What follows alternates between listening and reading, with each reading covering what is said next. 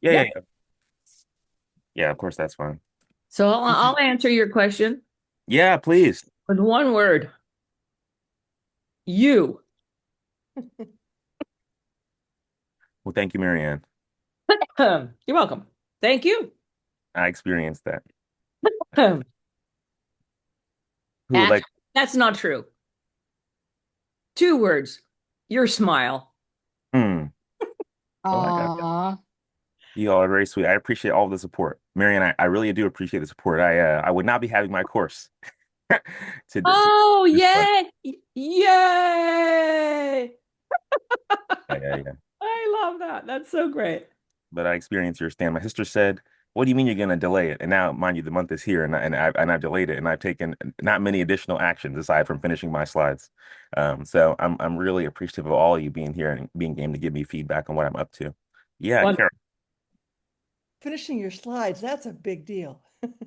It is. And I'm here for ditto for you. And my form of you is um, I just am passionate about supporting you. Mm, And then I've been very curious about crypto for a long time. And then mhm. when this arose, it's like, oh, and then I understand that my son is playing with it and so forth. So he says, no, Mom, it's not for you, not yet. I said, okay, well, I'm coming anyway to this. I want to learn, make my own decision. I like that. I like that. You got your autonomy till the end. Um, what about yourself, Yvette? What's in your space about crypto? Um, Ignorance is the word that comes to my mind. I really have an opinion that this is make believe money. Um, I also know that the banking system is buying all of the gold and silver. Mm-hmm. We will be moving towards this. I understand too that there's going to be government regulation and the government may be able to steal all of our crypto or lock it in.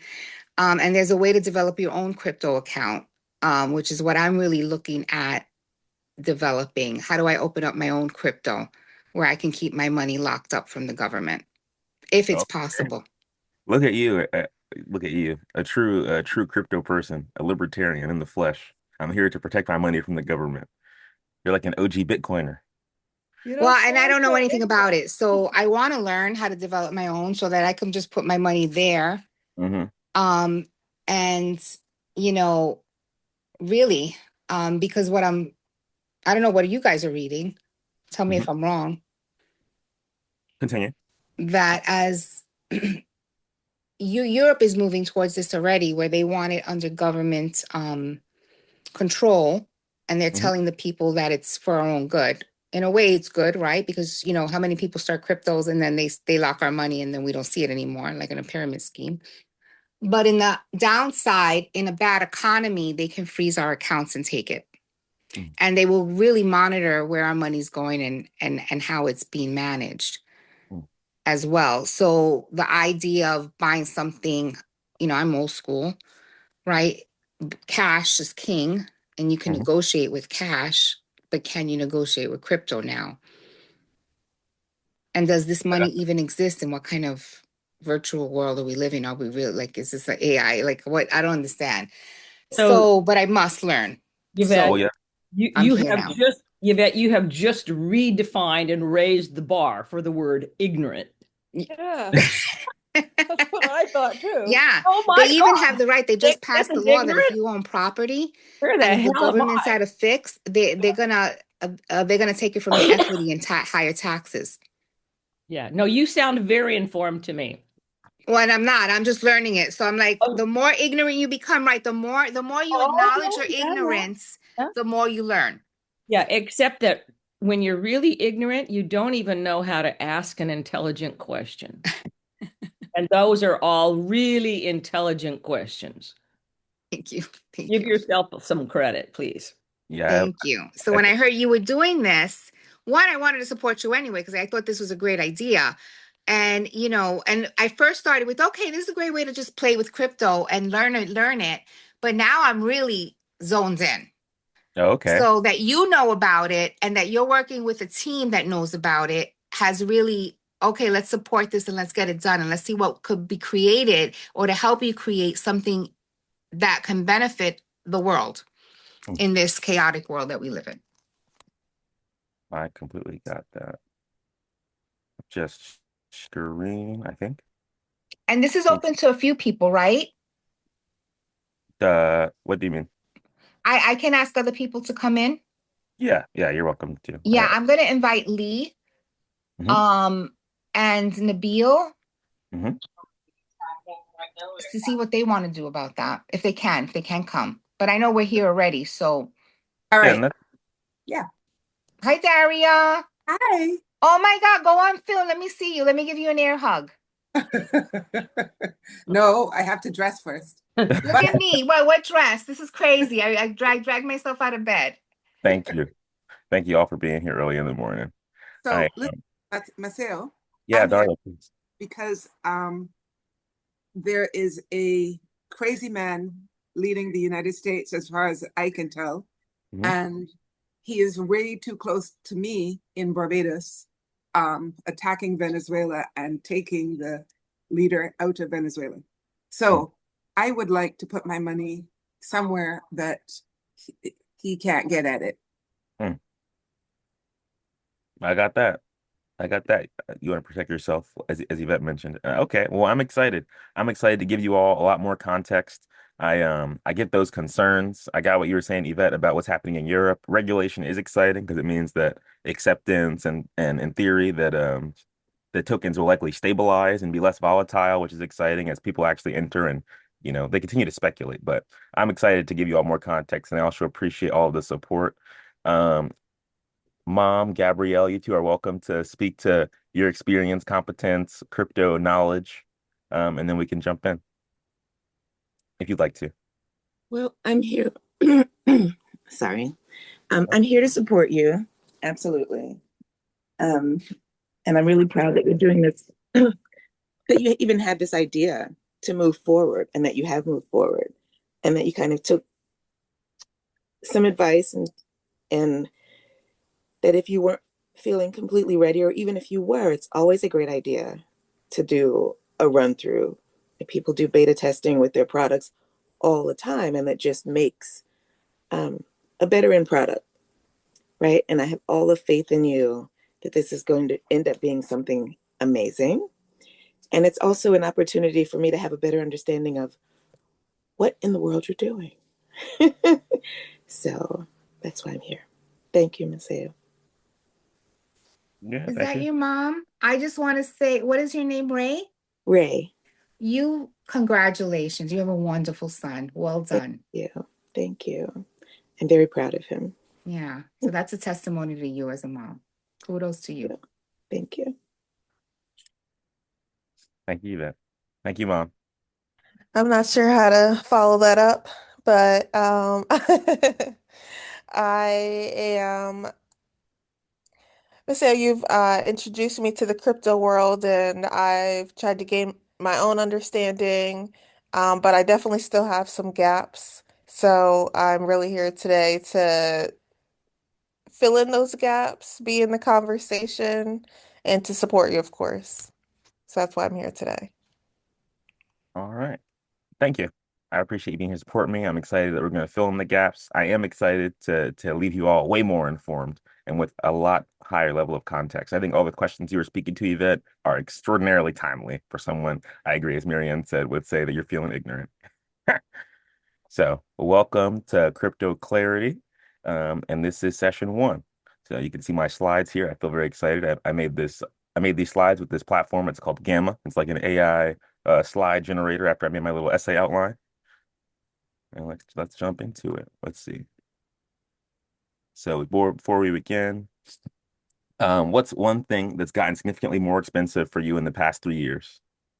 I open the floor to any of you to unmute and share. Food. Food. Mm-hmm.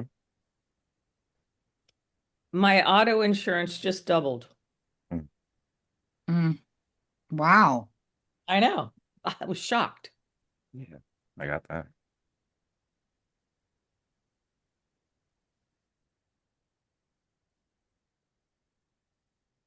All right. Food, auto insurance. I see you unmuted, Mom. Insurance, health insurance. Mm, Oh, and my office rent. rent. Price is going up. Okay.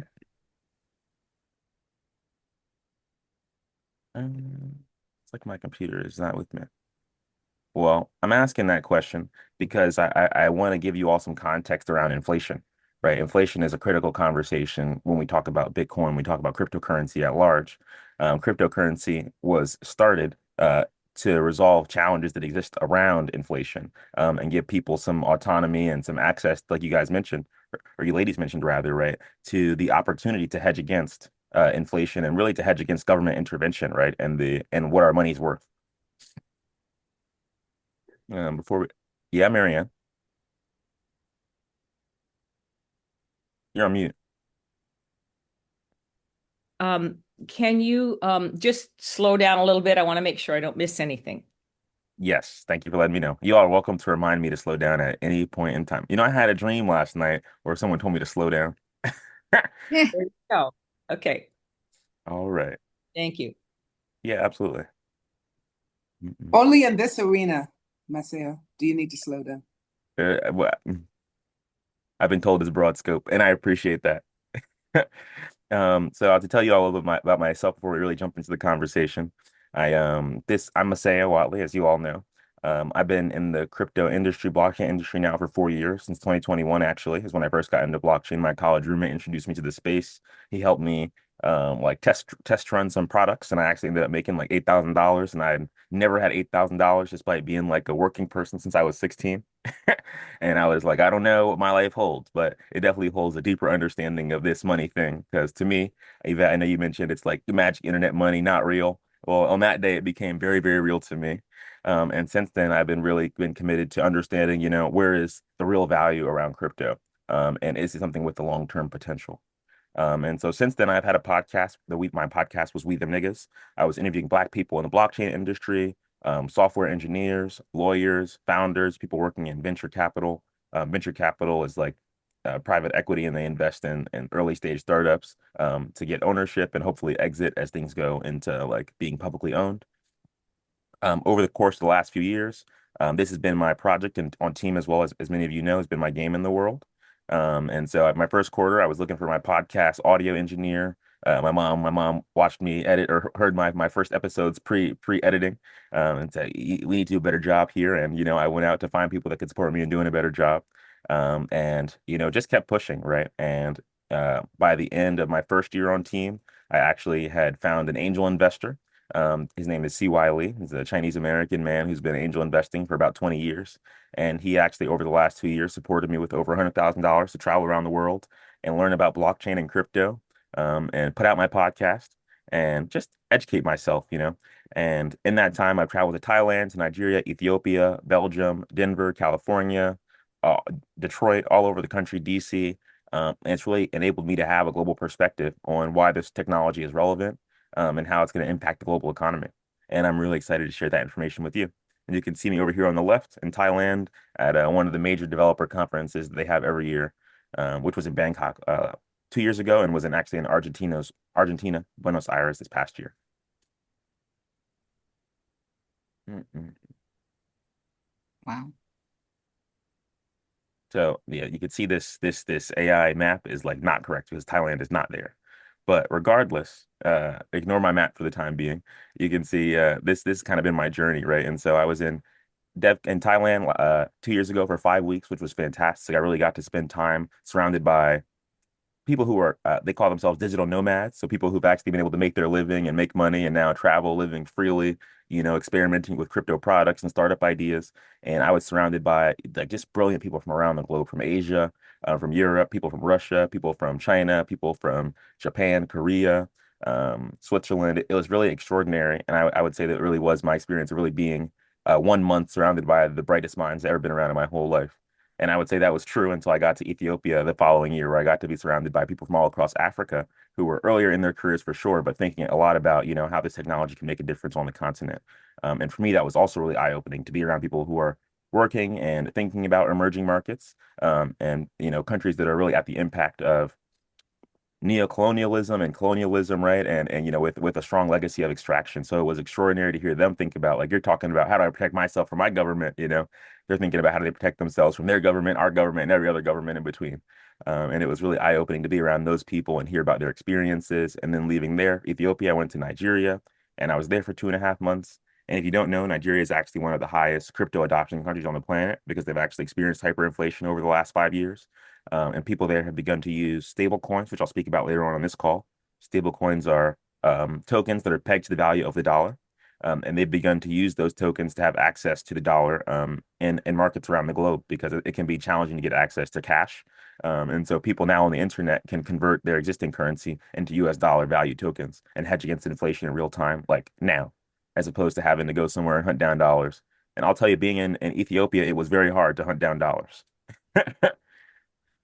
Yes. And eat in, mhm. Maceo? Yes. Yes, can you slow down? Yes. Thank you. Yeah, and the next part of my journey was being in Belgium. I was in Belgium for a blockchain conference there, and it was extraordinary to hear about people thinking about public goods, and how this technology can be used to build public goods. Marianne, I know you've mentioned really being interested in how this technology can disrupt the healthcare industry. And so there's a lot of people thinking about how can we fund what matters? How can we build technology that removes the middlemen and industries that are extractive right now? It's not just our governments and our countries, but it's our business infrastructure, I would say. It's our economy's infrastructure, right, to the bone, which is designed to extract and to leave us working and paying for things without really being taken care of, or being well resourced. And so people are thinking, how can we integrate our banks with the things that matter to us so that they're not making a lot of money, but they're actually redistributing money in ways that empower us as individuals and as communities and as at large societies. And that was an extraordinary opportunity for me. And last but not least, Ethereum Denver. Ethereum Denver was actually my first blockchain conference that I traveled to. I guess I actually went to New York for a conference, but I'll digress. Ethereum Denver is one of the biggest software developer blockchain conferences in North America. And it was really an opportunity for me to understand, where's this industry at, where are people who are building at. And I actually got funding 2 years ago, like $9,000 from a community to go and document Black people at that conference, which was extraordinary. And Gabrielle actually got to come with me on that venture as well. All right. So now I'll give you a course roadmap now that you know a little bit about me as your instructor, and what my perspective is really coming from. And so you'll get to understand why it matters today. So we'll speak about inflation, we'll speak about Bitcoin, and we'll speak about the global context. In our next session, we'll speak about how it works, blockchains, wallets, hands-on transactions. Yvette, you said you're curious about how you set up your own crypto. So next Yeah. session, you'll learn about how to set up your own crypto wallet. A cryptocurrency wallet is where you keep your money when you have crypto. There's both, you can be on a company's wallet, like you can be on Coinbase, and they can kind of shut down your money. But you can also have your own wallet, which is what they call decentralized and uncensorable, which means that nobody can come in and touch what's yours. And that's what you're looking for, Yvette. So I'm excited to educate you about how you can best leverage the opportunities that exist in that domain. And then the third session, Mhm. we'll get to talking about policy. You mentioned regulation as well, Yvette. Like I said, very timely things you were saying.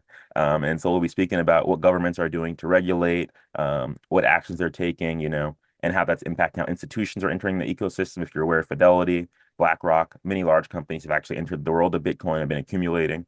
As many of you may know, Bitcoin is at a very low point today, which it's funny that $60,000 today is low. And 2 years ago, when I got into crypto, $60,000 was like craziness because Bitcoin was $20,000 when I got into crypto.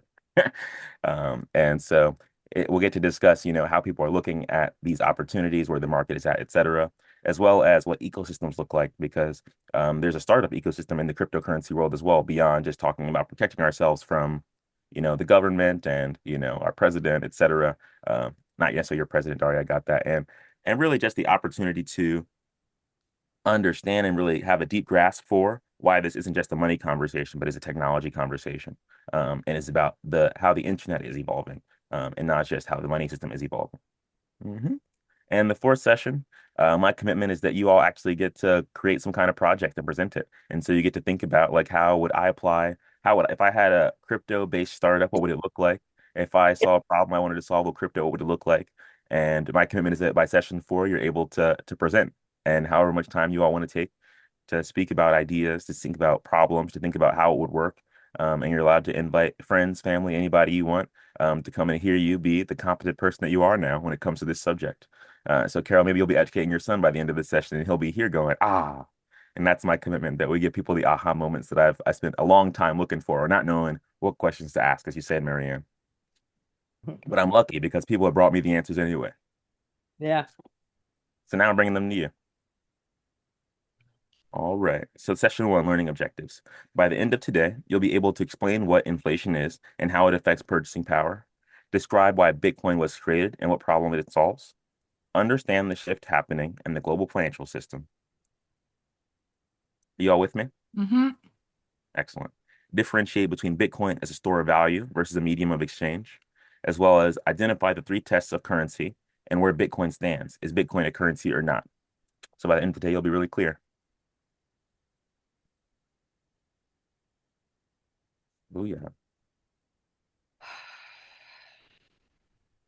So what this course is understanding money's evolution, giving you all real clarity when you hear about when you enter a conversation about crypto, or you see something on the internet about crypto, or somebody Wait, brings it up. Yeah. something happened to the sound. Would you repeat that last sentence?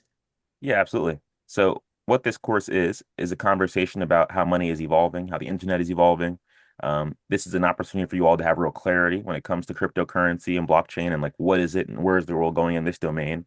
For many people, it's a buzzword. It's abstract. It makes no sense. Even Yvette here with all her very informed questions is like, I don't believe in it. So I want to give you all real clarity on what the opportunity is when it comes to this technology, and how you all are positioned perfectly by just being here today and being in the know, so that you all can make informed decisions. And, I've actually been building over the last several years a community, primarily of people in the crypto space around the globe, over 700 people. My community is not very active right now, but I'm excited to introduce students that do this course to that community as like a new tier of community member. This course is not financial advice. There's no get rich quick schemes. There'll be no money being locked up. And I won't be telling you what to buy. I'll just be leaving you with a bigger picture of what's going on. Any questions?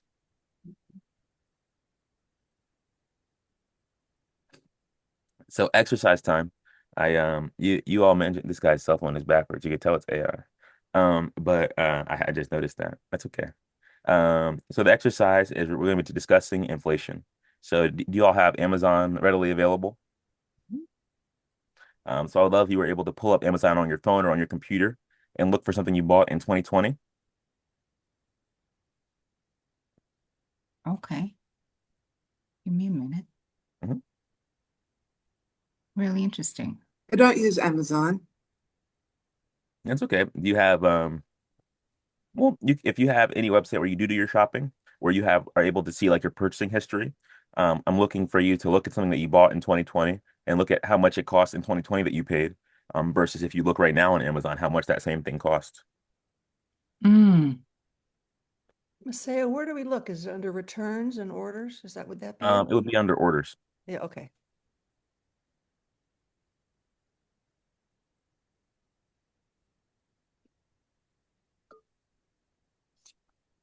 Yeah, you have to go on the filter.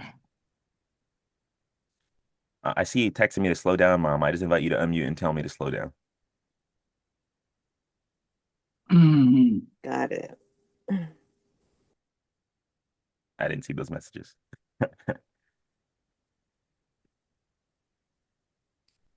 And I saw your question too, Daria. Who owns crypto? Yeah. I do invite you all to unmute and just speak to me, because I can't really see this chat while I'm presenting, actually.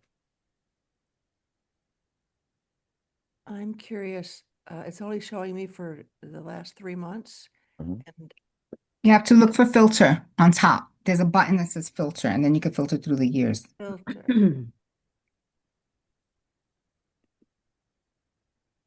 And you said 1920, 2020. 2020, 2020. Yeah. Okay. Oh, 2020? Not Yeah, 2022. I'm sorry. I misheard you. it's okay. You Okay, can look let at me go 2022 back. if you want to. No, But that the wasn't good. That was good. That was like 5 years ago, 6 years ago. Let's see. Hmm. They're all books. The price of those don't change. price of them hasn't changed. No, I mean, the price usually goes on the book and I order used books, you know? Yeah, I do get the roll of that. I do get the roll of that. All right, I'll find something. Let's see. Oh, it's okay. How's it going for you, Marianne? I just found an item that's up 13% in 2 years. Hmm. Oh, in what is it, 4 years? Okay, well, I appreciate that you moved through the whole thing and even done the math. 14%. Mm-hmm. Okay, so from 89.99 went to 114.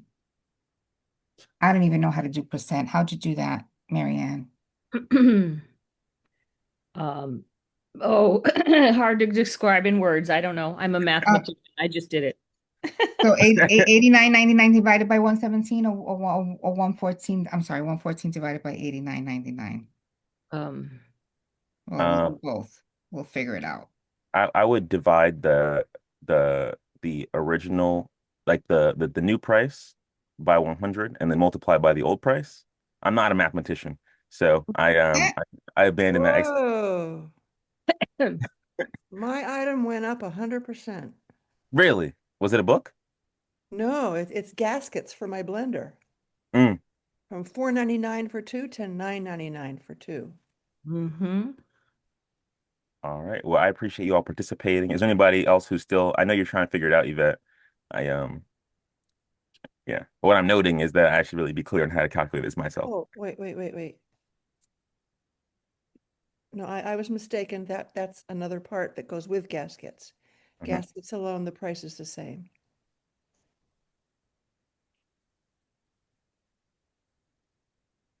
Are you My my item went up 25%.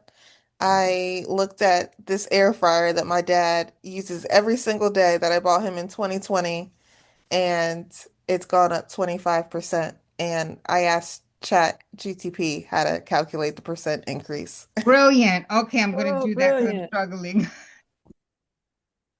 Thank you, Gabrielle. Let me open that up. That is brilliant, Gabrielle. Our minds are turning to spaghetti with ChatGPT. This is terrible. As long Oh, as we know it. my item, the gaskets, depends on who's selling it. Hmm. Okay. Are you looking for one, Mom? I see that you're, yeah. But yeah, this is really, and the why. The why is like, why have all these things going up in price? You know, does anybody have a clear understanding of inflation and the why? I don't. Our Okay. dollar is decreasing. Mm-hmm. Paris. Mm-hmm. Um, the market's trying to stay alive with fake announcements that gold has decreased and silver has decreased because it's about ready to crash. Mm-hmm. my understanding, Maceo, is that there's more dollars in circulation, so they're Mhm. less more. They're worth less, right? And Mm-hmm. so since they're worth less, you got to add more to the pot to buy the item. You're exactly on the money. No pun intended. Ah, yeah, and mostly my understanding is and I have a very small understanding, but one way that the government funds all these things they want to do with billions of dollars, they just print more. Mm-hmm. Like, I Mhm. mean, I would love it if I could just print more. That would be great. I need more money this month. I'm going to go to my desk and my home. What do we got? We have home-based what do they call it? Desktop publishing. I just going to desktop publish some money this month. That would be great. Yeah. Daria. There's nobody that is credible that's backing the US dollar. And with the Treasury or whoever is printing all of that money, it's becoming less and less faith-based, if you will. Mm-hmm. And people around the world are literally going anywhere but the US dollar. Mm-hmm. We'll be discussing that today as well. You two are literally on the money. You ladies are. I'm lucky to have you all. I got like level 2 students already.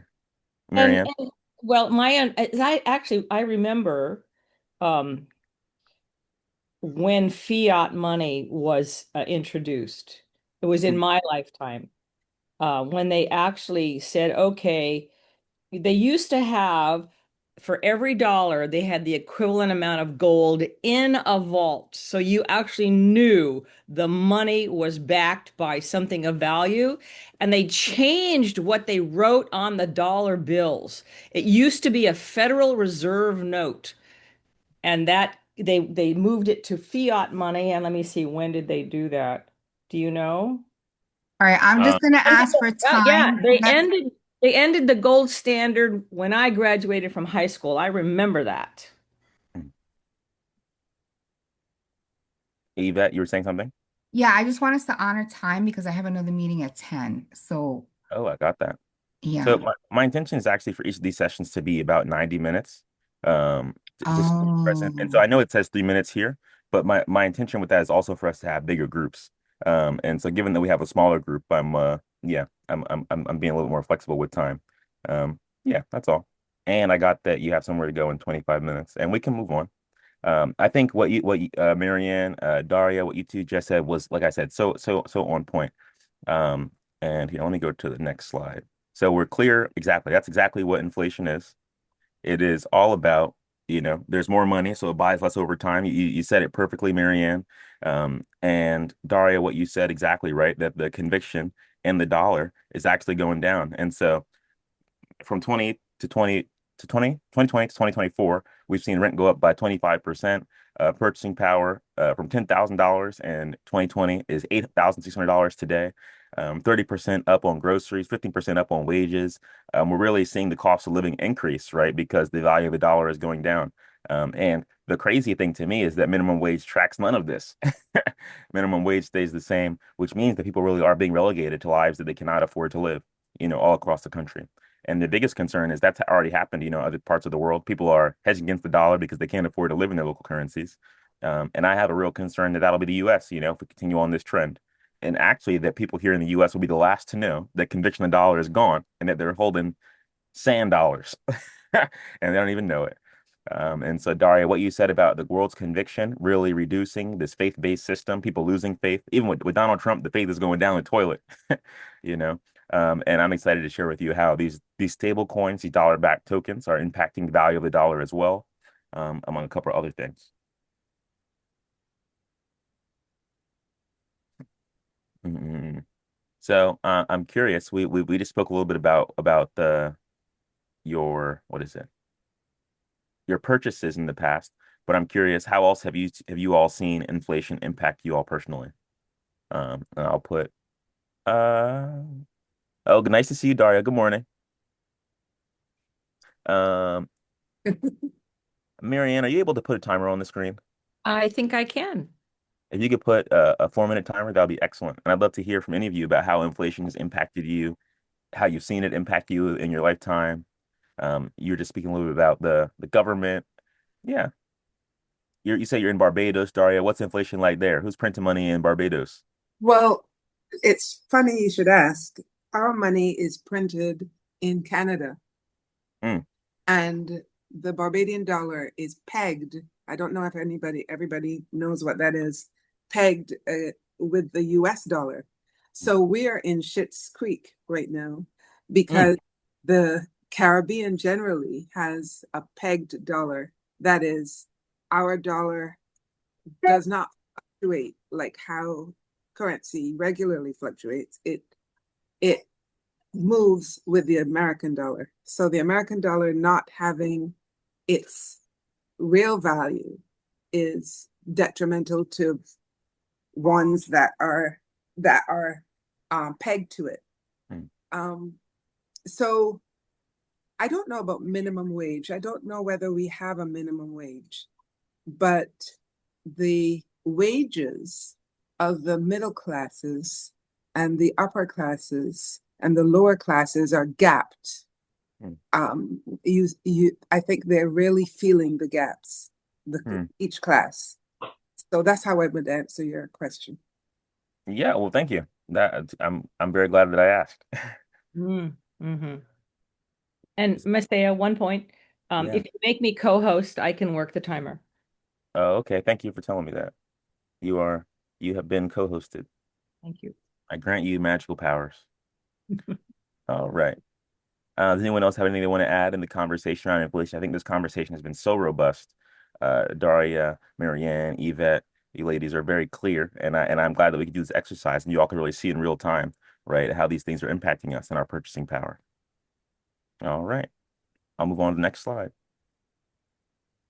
So you were asking when was gold standard removed, Marianne?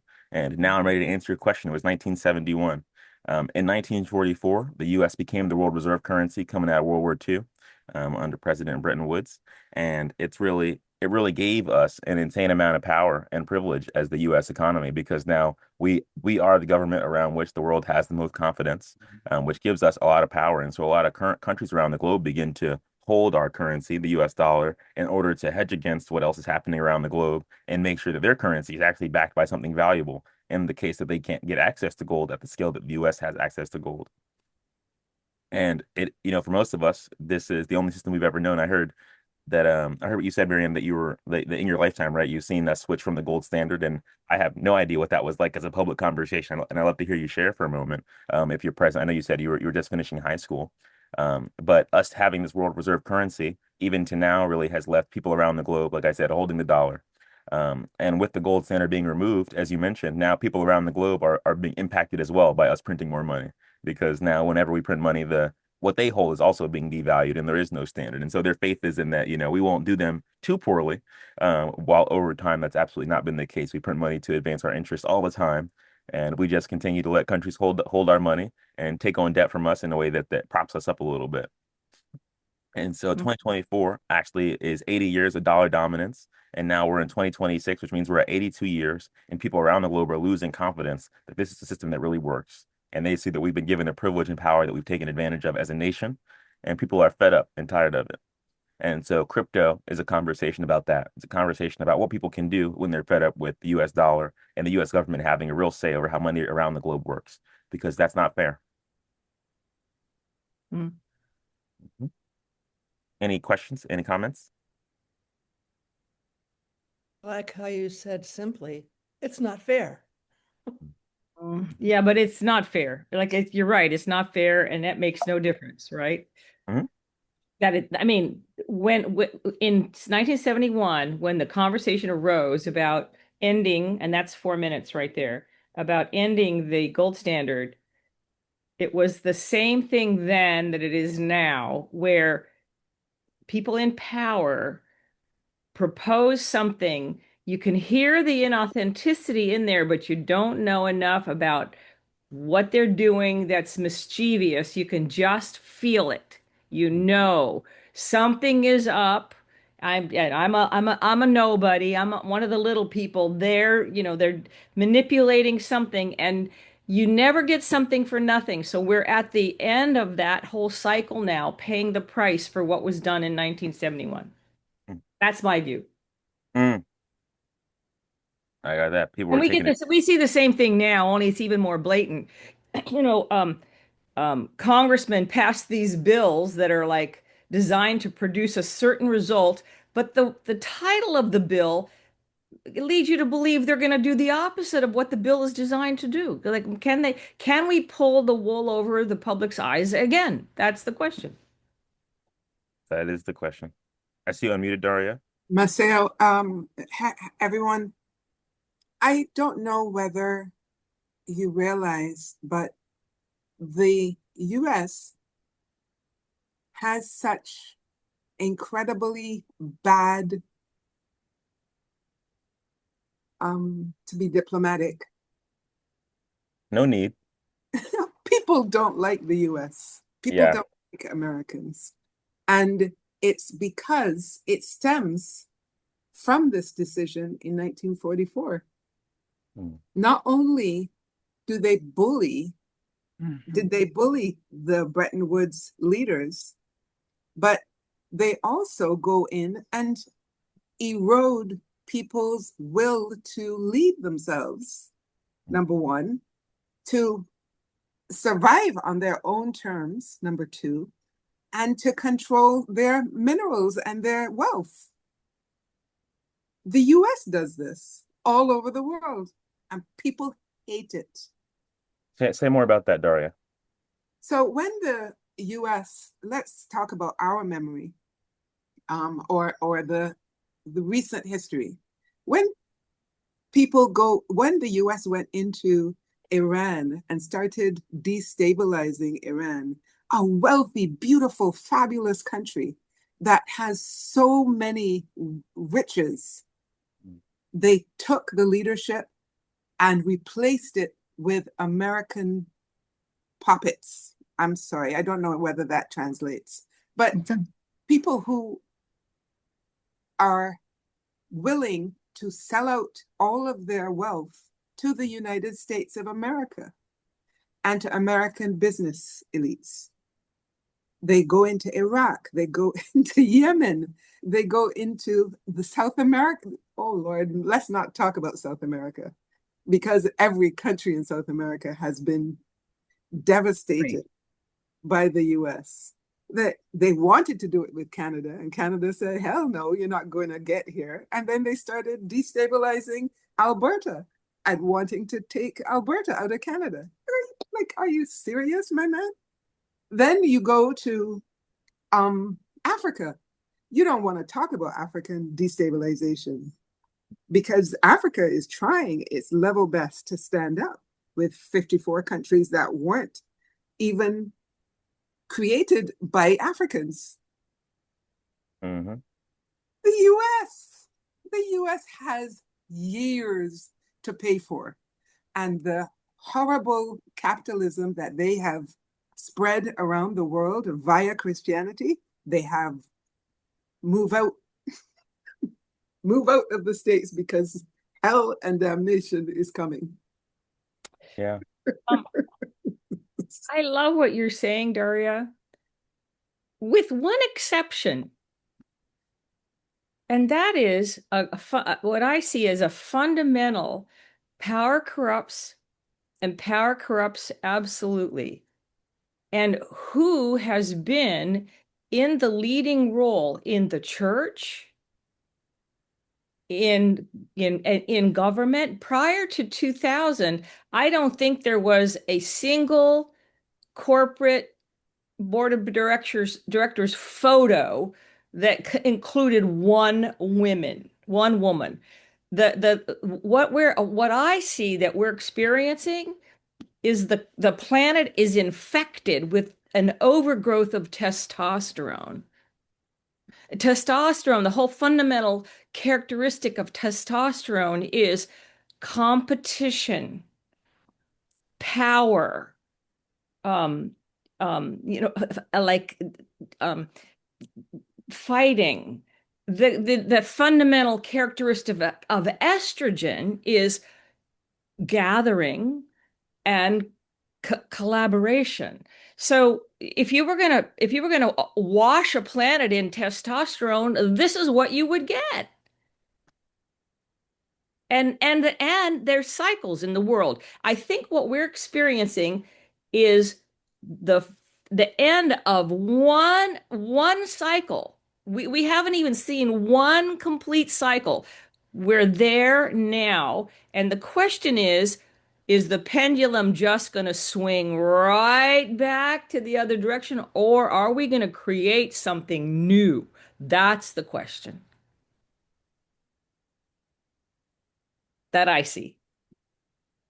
I think that's exactly why I think this course is so important, and why I think us understanding the opportunity is so important because, as you mentioned earlier, right, the wool being pulled over the American citizens' eyes and people around the globe have a much better understanding of money and the exploitation of money systems than we as Americans do in this privileged environment where the dollar is king.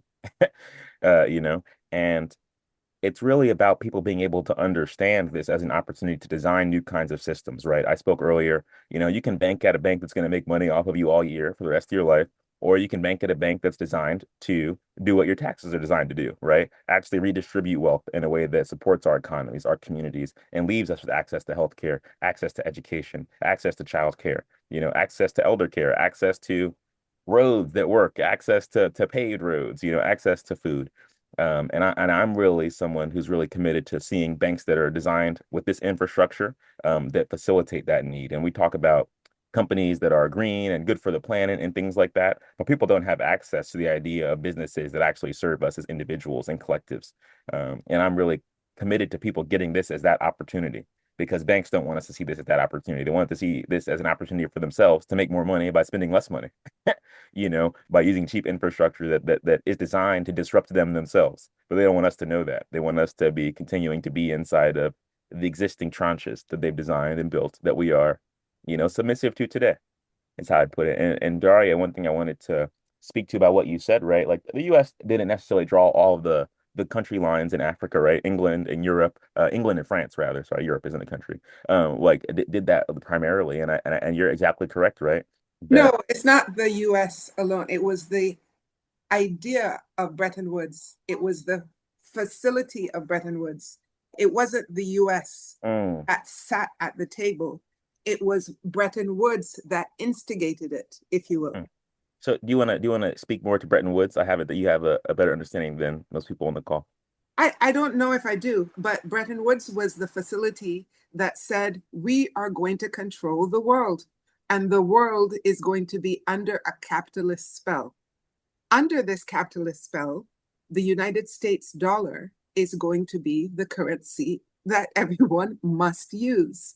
It's going to be, if you want, pegged to the gold, Standard. not even the gold.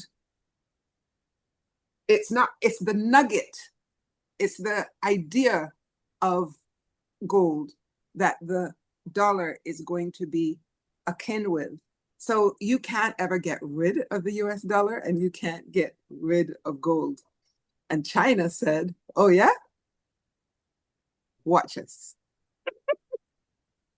And Brazil linked with China and Russia and created something lately. This is lately in the last 7 years, created the bang that will destabilize the US dollar called BRICS.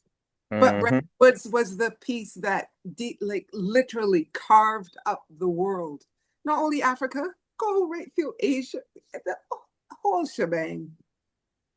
So now it's destabilizing. Thank you, Daria. Yeah, what I'm present to is that I need to Google Bretton Woods because I look at this and I was like, Bretton Woods, a president, and you're like distinctly not a president. So I acknowledge my own lack of informedness here. It's thing, Maceo. Definitely go in and look at it. It will mess with your mind. Well, I'm excited too. It seems like this is the foundation of the whole conversation that I've been getting excited about. So thank you. Daria, question. I'm way newer to this than you are. And Bretton Woods, you said we are going to control the world. What's the we in Bretton Woods? The system of capitalism. Okay, so hang on one second. So There's who a are real those simple people? there's a real simple answer to that. The victors of World War II. Mm. The Yeah. victors get to say what they're going to do next, Well, right? that's Bretton Woods is the victors of World They War II. met in New Hampshire to actually figure out the world war is over. And basically, we're the winners. What are we going to do next? That was what that conversation was all about. We won. Great. Now they get to be the victors. Okay, thank you. Yeah. Mm. And take my word for it. They were all men, all of them. Everybody who sat at the table in New Hampshire, they were all men. Well, I just want to put in, it's always been a man's world. For as much as we want to say that women have gained, and we have in the past, I want to say 20 years, we have come up, right? Or really the past 15. I don't think we were still struggling in the 70s, right? So in the past 30 years, right? Because we're in 2025 now. But what we're seeing now worldwide is an attack on women to go back to the old system where men want to control again. And so for me, I've always said this, and I try to raise my children this. We're blessed in America as women, but freedom for all is a farce.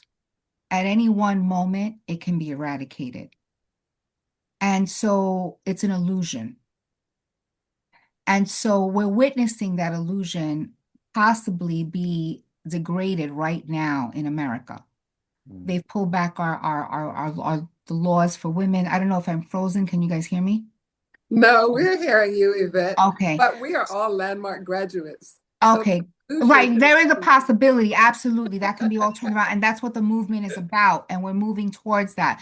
But the world has always been dominated by men, right? So as long as we can keep that, that is what it is. And now let's create possibility in that, really.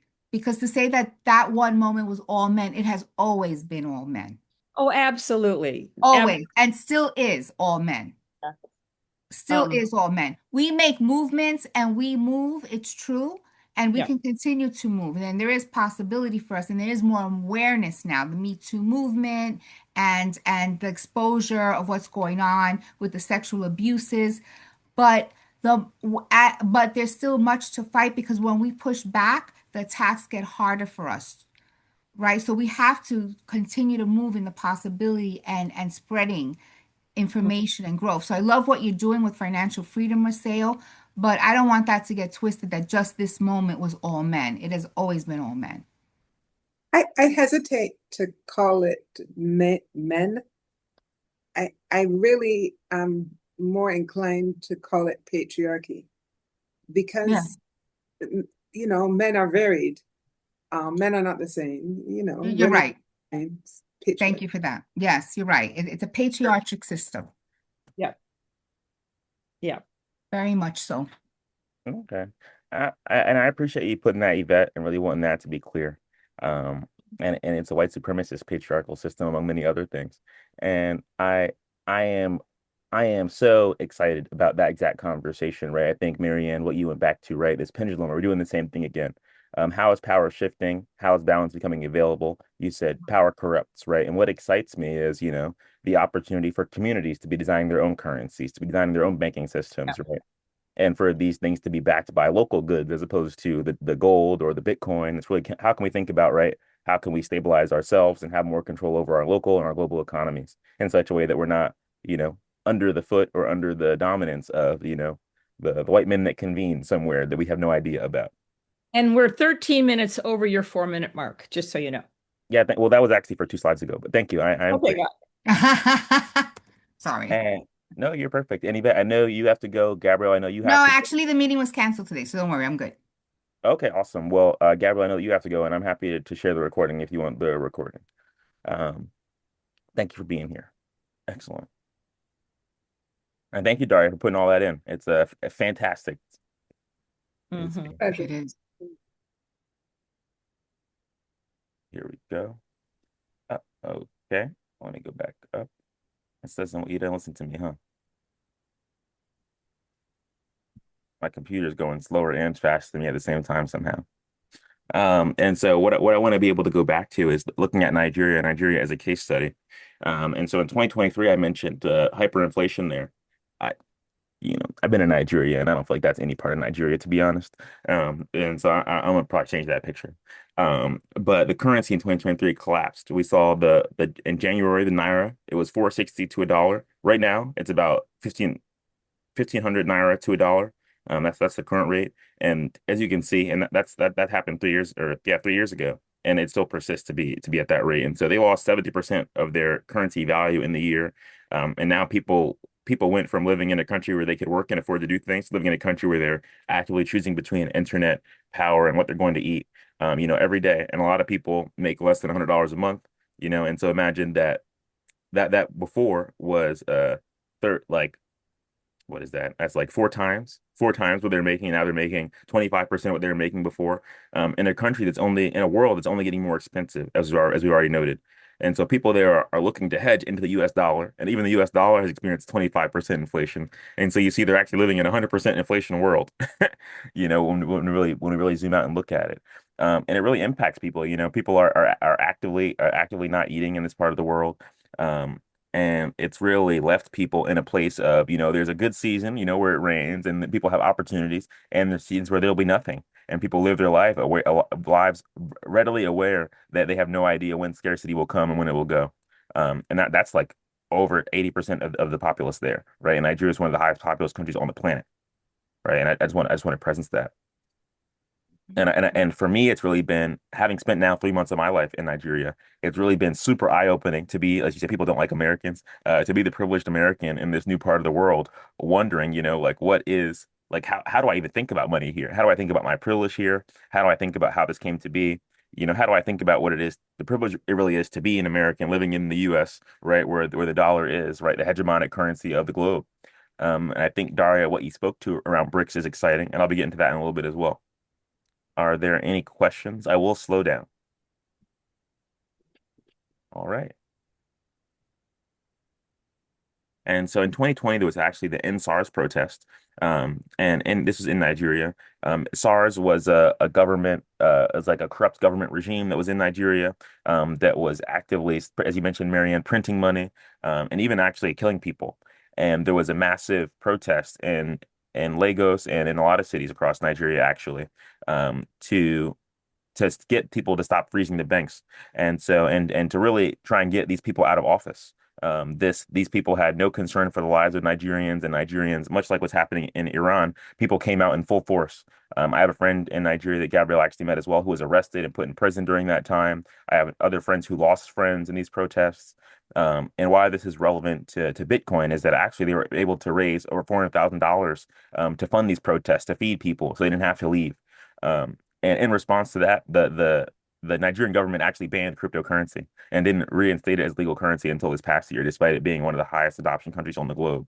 And so this NSARS movement really was a wake-up call to people across Nigeria, that Bitcoin and cryptocurrency is really an asset that can allow them to coordinate outside of, the purview of the government. A number of you, Daria, you mentioned, Yvette, you mentioned, right, wanting to be able to have your money be outside the control of the government. And that is literally what pushed people into crypto in Nigeria, not just wanting to hedge against inflation, but wanting to hedge against the potential government intervention, which could leave whatever they do own, not theirs. Much like people in China, right? A lot of people who've left China since 2020, over the last several years, have used cryptocurrency to be able to move their capital out of China. Because in China, what's yours isn't yours. Actually, it belongs to the government, and you're just the person with some control over it. And so people are using this money around the globe and have been to steward their capital, in a way that gives them more autonomy than the existing systems are designed to give them, because the existing systems are actually designed to be controlled, by centralized powers. And that can be seen in things even domestically. We think about, if any of you know about Robinhood, there was a big thing that happened a couple of years ago with Robinhood, where people were betting on GameStop going down because it's a big company that was, shorting them and essentially saying, "Oh, we know that they're going to go out of business, so we want to make money on that going down." And people who became aware of this, they all essentially began buying GameStop stock in order to, essentially take all the money from this big private equity firm, which was essentially betting on this thing going down the toilet. And in doing so, they were actually able to take so much money from this bank that they ended up, like, losing billions of dollars.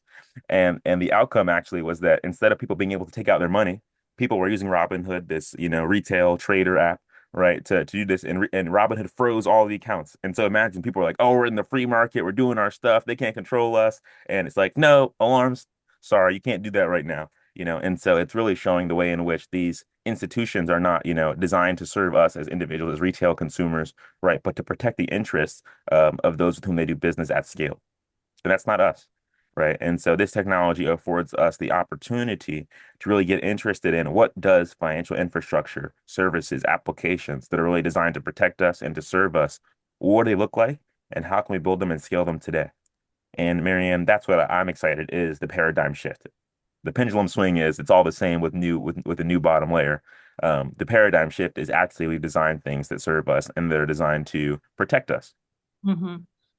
Yeah, I see your hand, Marianne. Yeah. I see So, Daria's hand is up as well. Can you put 2 minutes on the timer, Marianne? yeah, and I'm not the co-host, so I'll just do it on my phone.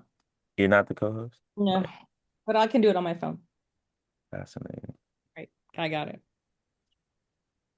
2 minutes. Okay, thank you. Daria, do you want to go first? Sure. When you said that the government of Nigeria banned cryptocurrency, how Hmm. did they do that? Like a How law, like possible? Bitcoin is illegal here, crypto is illegal here. So So can they physically can at can stop you accessing your crypto? no, really what they can do is they can arrest you, they can kill you, they can intimidate you. Um, um, Binance is a major Chinese cryptocurrency exchange and has been over the last decade. And some of their officials, like Binance, was the platform that was used for sending a lot of these funds into Nigeria.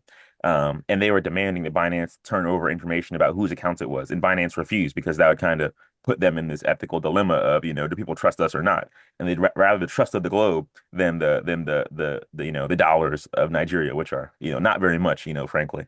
And was I going to say? In reality, because they didn't do that, actually, there were some people who worked for Binance who were actually arrested in Nigeria and weren't released, I think, for more than a year. And so who were held captive there in Nigeria for that time. And so it really was a game of intimidation and a game of like we had the power here. Don't you dare do these kinds of things. But they can't tangibly stop your crypto. They can't stop your accounts. They don't own the infrastructure.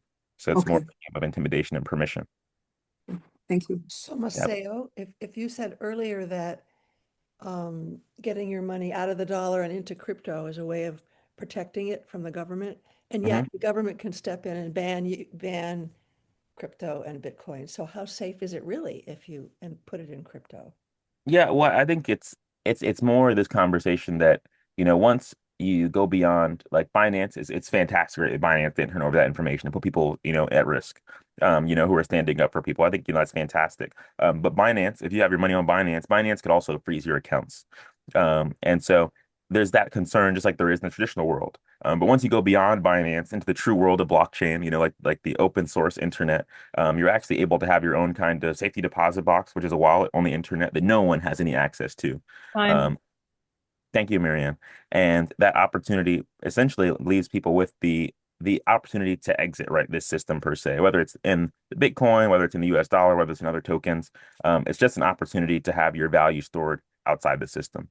And the government can still freeze it. But if you were to leave the United States or to leave Nigeria, as opposed to your government having all your money and you not being able to access it again, you can log onto the internet again and regain access to your wealth in such a way that you couldn't How do. much more time for this, Monsieur? I'm gonna Got it. go to the next slide. Okay. Thank you. Yeah, you're welcome. Marianne, did you want to say something before I go forward? Um, what I hear that's missing in this conversation is the technology that makes this possible, which is blockchain. We haven't mentioned that, Mm, right? mhm. And blockchain, my understanding of blockchain is that that's an actual blockchain became possible when complicated, sophisticated computer chips evolved. Without computers, there's no blockchain. So this is an evolutionary process, which includes internet, more communication, high processing speeds. Blockchain actually is a technology that creates true anonymity. That's my limited understanding of it. And it's underneath all the cryptocurrency. Is that accurate? Yeah, yeah, the blockchain is underneath the like not necessarily all cryptocurrency, but that is the premise. And some cryptocurrencies pretend that's the what so, and to, take advantage of there not being much clarity. But yes, I appreciate you putting that in, and the blockchain is something that we'll really be unpacking in our next session, so that you really do have a complete and thorough understanding of that and how it functions. But yes, Carol, that is essentially what enables people to, exit this system is by going into this technology-based money infrastructure as opposed to this government-based money infrastructure. hmm Global technology-based is actually even what I'd say. All right. Moving on to the next slide. Can I have 3 minutes, Marianne? You got it. All right, thank you. I keep clicking make co-host. I don't know. It's okay. And so now we're talking about the framework. And so when we think about stocks, we um, think about Apple. You think about we have one of the biggest stock markets in the globe, and many people around the globe don't actually have access to the U.S. stock market. And so when people get access to the dollar, what they're actually getting is access to the overall U.S. economy. And that kind of leaves people kind of banking on the U.S. dollar as actually their access to our economy in some instances and to our businesses. And so with crypto, people are actually building out infrastructure to enable people to invest in the U.S. stock market from anywhere in the world. And right now, that's simply not possible. People are blacklisted. Countries are blacklisted. Whole countries are blacklisted. And there's even people around the globe who don't have access to things like Venmo or Apple Pay or PayPal, so they can't send each other money very easily. Now, if the this whole world of the stock market, which is built on the dollar, is at risk, right? If the dollar and its confidence is at risk, then all the money which funds our businesses here in the U.S. are also at risk. Our overall ability to invest in ourselves, to invest in our economy, to finance the things that matter is at risk, right? And Miriam, what you were speaking to, this idea of being able to print money is essentially what had people actually invent Bitcoin, right? It was the 2008 financial crisis, 2009 financial crisis, and the housing bubble, and those banks being all bailed out with money that was printed, right? Despite those being predatory policies in the first place, which disenfranchised many first-time homeowners across our country. And so this technology is really designed to think about how do we, set ourselves separate from this system, which is so designed to protect the interests of those with so much money.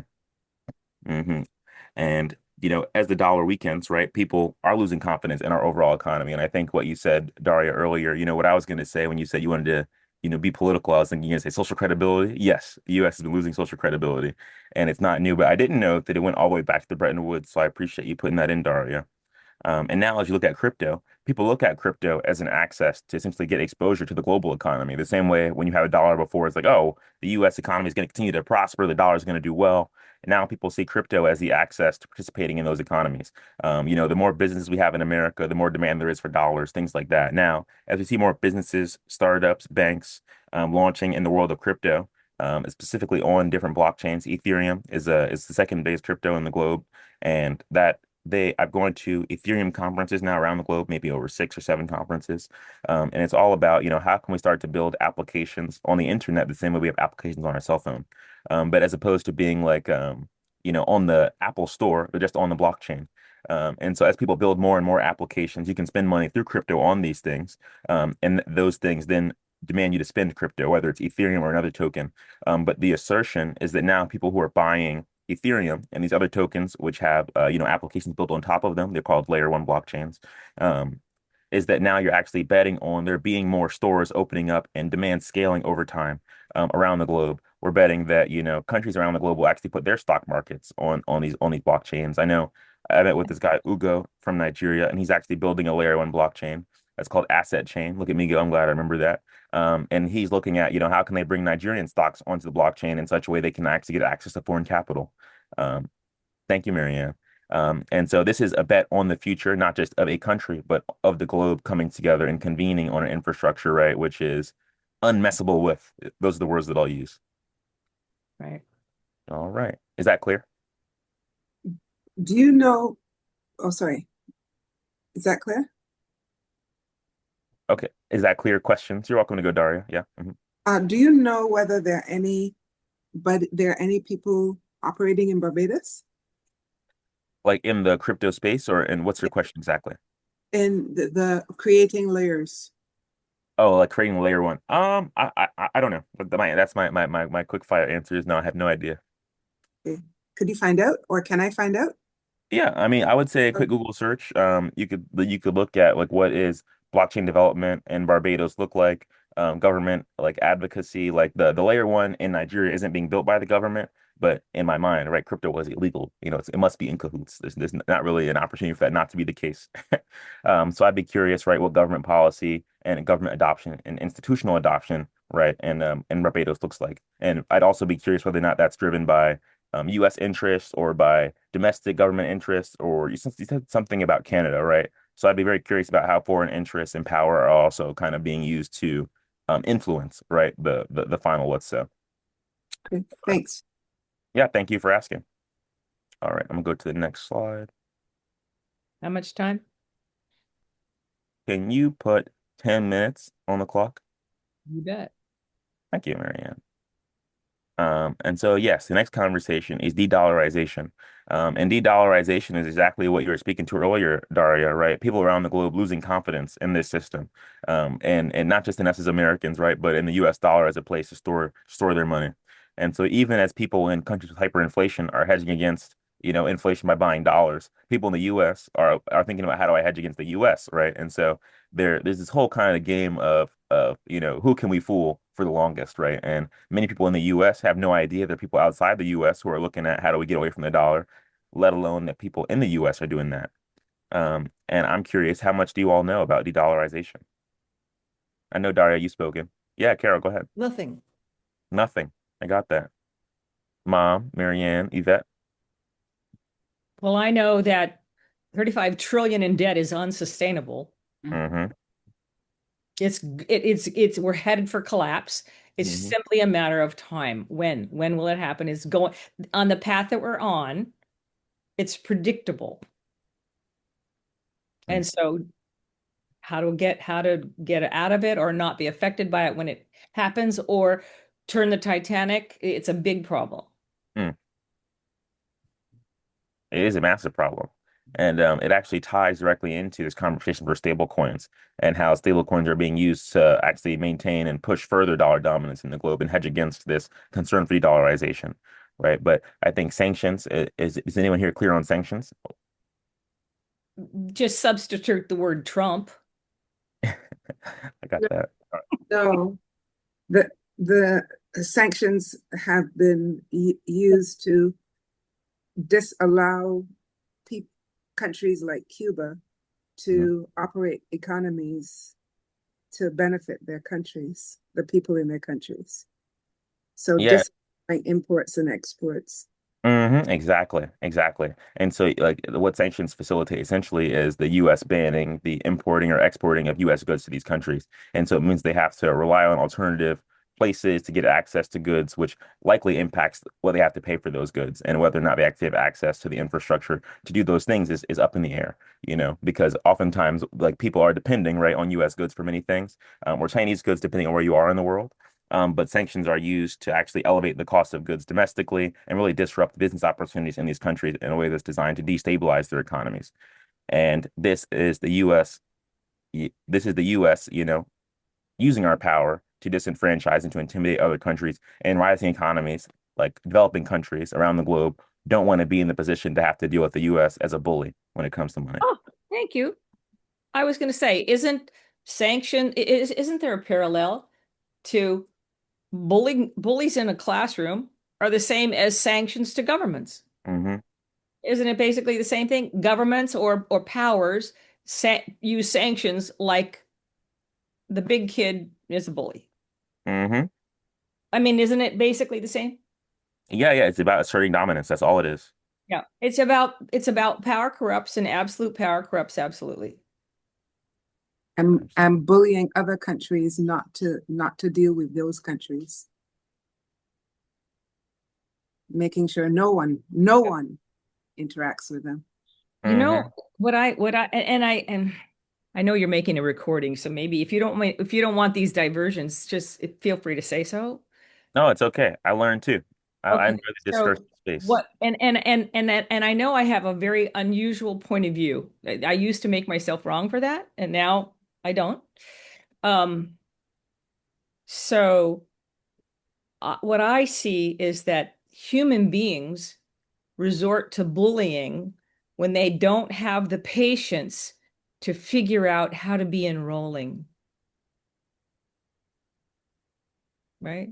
It's too much trouble to actually look over here and figure out how to share what I see in a way that I can enroll other people in my view. So I'm just gonna be a bully instead. It's easier, it's shorter, it looks like it's quicker, and you pay a high price, but you pay that later. You don't pay it now. Hmm. You wanna try and say it again with the word that's not enrolling? I don't know if that lands for my mom.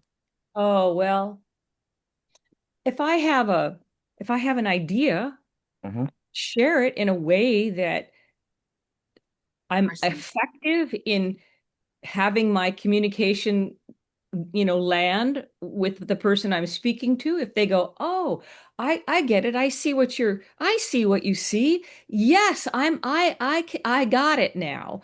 You've enrolled them in an idea. That takes time. It takes energy, it takes love, it takes attention. It takes being related to the person that you're speaking to. It takes actually understanding how to communicate with the person you're speaking to. And it's a lot of work. And if I have some power and I have the ability to just force you to do something, it looks like a quicker route. And it's not, but it's a short-term solution. And and that's the whole point of people that have the power use it to bully others. I mean, that's what I see. I don't know if it's I'm not saying that like it's the truth, but Mhm. it sure is my experience. And why I want to say bullying can be a form of manipulation. Um, so, any way that you force an outcome. I mean, and we all have engaged in it at some point of our lives. We as mothers have done it with our children, right? We have the power to assert curfews, and not negotiate with our children. Governments do it with taxes, with laws, with regulations, with tariffs. And so it's a way to force an outcome, to force us to behave and act in a way that benefits the person enacting the rule, whether it's for our own good or not. We're forced to engage in a behavior, a type of behavior that not dictated by us, not negotiated by us. So it strips us. So when you don't have real power, when you lack power, you force it, right? And that's what it is. It's a lack of real power from the people in power to force power, to gain power. And when we and it's non-negotiating. There's no negotiating in that. A perfect example of this is that human beings generated the conditions at the end of World War I to have World War II be predictable because the victors to the classic cliche, to the victors go the spoils. And so they put such intense pressure on they didn't negotiate in from the point of view of we're Restoration. in this together, right? They used guilt and power to be so suppressive of Germany that it was predictable the Germans would rise up, and within what, 25 years they had World War II. That if you look at the history, you can see now it was predictable. So another cliche, if you don't study history, you're doomed to repeat it. We need to learn the lessons of how power has been used in the past, and as we create and invent a new system, not make the same mistakes. And that takes time and patience and thoughtful consideration, and no rush to judgment, no rush to action. Yeah, this is a really huge challenge that we're in this moment in human history, as far as I can tell. On the money once again, Miriam Muscala. It is a huge moment. And I think that's really why these conversations are so pertinent. But I also think it's why these conversations aren't happening or not being widely discussed, right? Because we're not intended to really be very present to the opportunity, right? Because I think people have a very vested interest in things going a certain way and with little to no friction. And I'm excited about this industry more than anything because I've met people around the globe who are thinking about how do we design systems that change the narrative, that change the opportunities, that level the playing field in really meaningful ways, from across different industries, right? And brilliant people. And I'm excited about the podcast I'm working on right now. It's called Who Benefits? Who Benefits from This Technology? Where I'll be interviewing people from around the globe, in Tel Aviv and El Salvador, uh, in Thailand, in Nigeria, and Kenya, and I'm just really excited to showcase what people around the globe are seeing as the opportunity to build with this technology things that do level the playing field around the globe. Yeah, that's just one I throw in there. But to kind of get back to this conversation for de-dollarization, right? You mentioned BRICS earlier, Daria. So BRICS is Brazil, Russia, Indonesia, China, and Saudi Arabia. And these are five countries who have come together to look at how can they create their own blockchain-based, actually, reserve infrastructure. That's a timer. You're asking how much time? Well, that's your 10 minutes is up. Okay. Thank you. Can I have 10 more minutes? You're gonna keep me present to time as we keep moving forward. Yeah. Thank you. And so Saudi Arabia is considering yuan for oil sales and thinking about how can we start doing trade outside of the dollar. And so when we talked about sanctions, sanctions means that, countries who are working with the US are also essentially being bullied into not doing business with these countries as well. And so it's really about using our power to influence the opportunities available to those who are, not doing what is in the interest per se of those in power. And to continue, right, China and Russia are looking at how can they trade in yuan and rubles. The UAE and India are making oil payments in rupees. And so as opposed to people using the dollar to do all of these exchanges of goods, right, now there's no need. The dollar, we don't need the dollar to do that stuff. Right. And so people are designing ways to do their business in a way that doesn't actually create any demand for the dollar. And if the whole world did this, if the whole world did business outside the demand of the dollar, well, we'd be in a very different economy as American citizens. And from what I heard, Barbadian citizens too. I heard you, Daria. And so this is really a conversation about exactly that, right? What's at risk is, the world in which we know it, right? And what is our power to actually influence the value of the dollar? Frankly, it's none. Right. Quick question. Please. China just got rid of how many trillion dollars? I don't have an answer to that. Saw that. So it's no longer backing the US dollar. That was recent. Yeah. Yep. Um, China, bad China. bad China. But Daria, can you say that again? What are you referring to? Oh, the China was backing the economy of the United States of America by Mhm. holding, I believe it was 190, something like that, trillion US dollars. And And what does it mean they holding just those so dollars? pardon? What does it mean to hold those dollars? Oh, backing, or they were the But credible. I think what it means is when we say we're $32 trillion in debt, somebody lent us that money. Yeah. That's what that means. Okay. That's like if your bank says, okay, we're calling your note. We're not gonna back your mortgage, the total is due. That's what they're talking about. The lender is no longer willing to be the lender. We're not going to be participating in business with you around your dollar. That might be real super simplification, but when we're $32 trillion in debt, that means we owe somebody on the planet $32 trillion. They're holding our note. Oh, that's what that means, holding it. Okay. Thank you. Thank you, Daria. Is that correct, Daria? More or less, yeah. Yeah. Okay, good. okay. I don't know anything about that. Uh,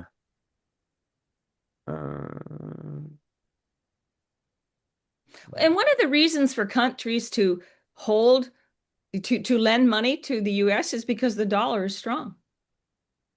When the value of the dollar decreases, people aren't going to want to lend us money.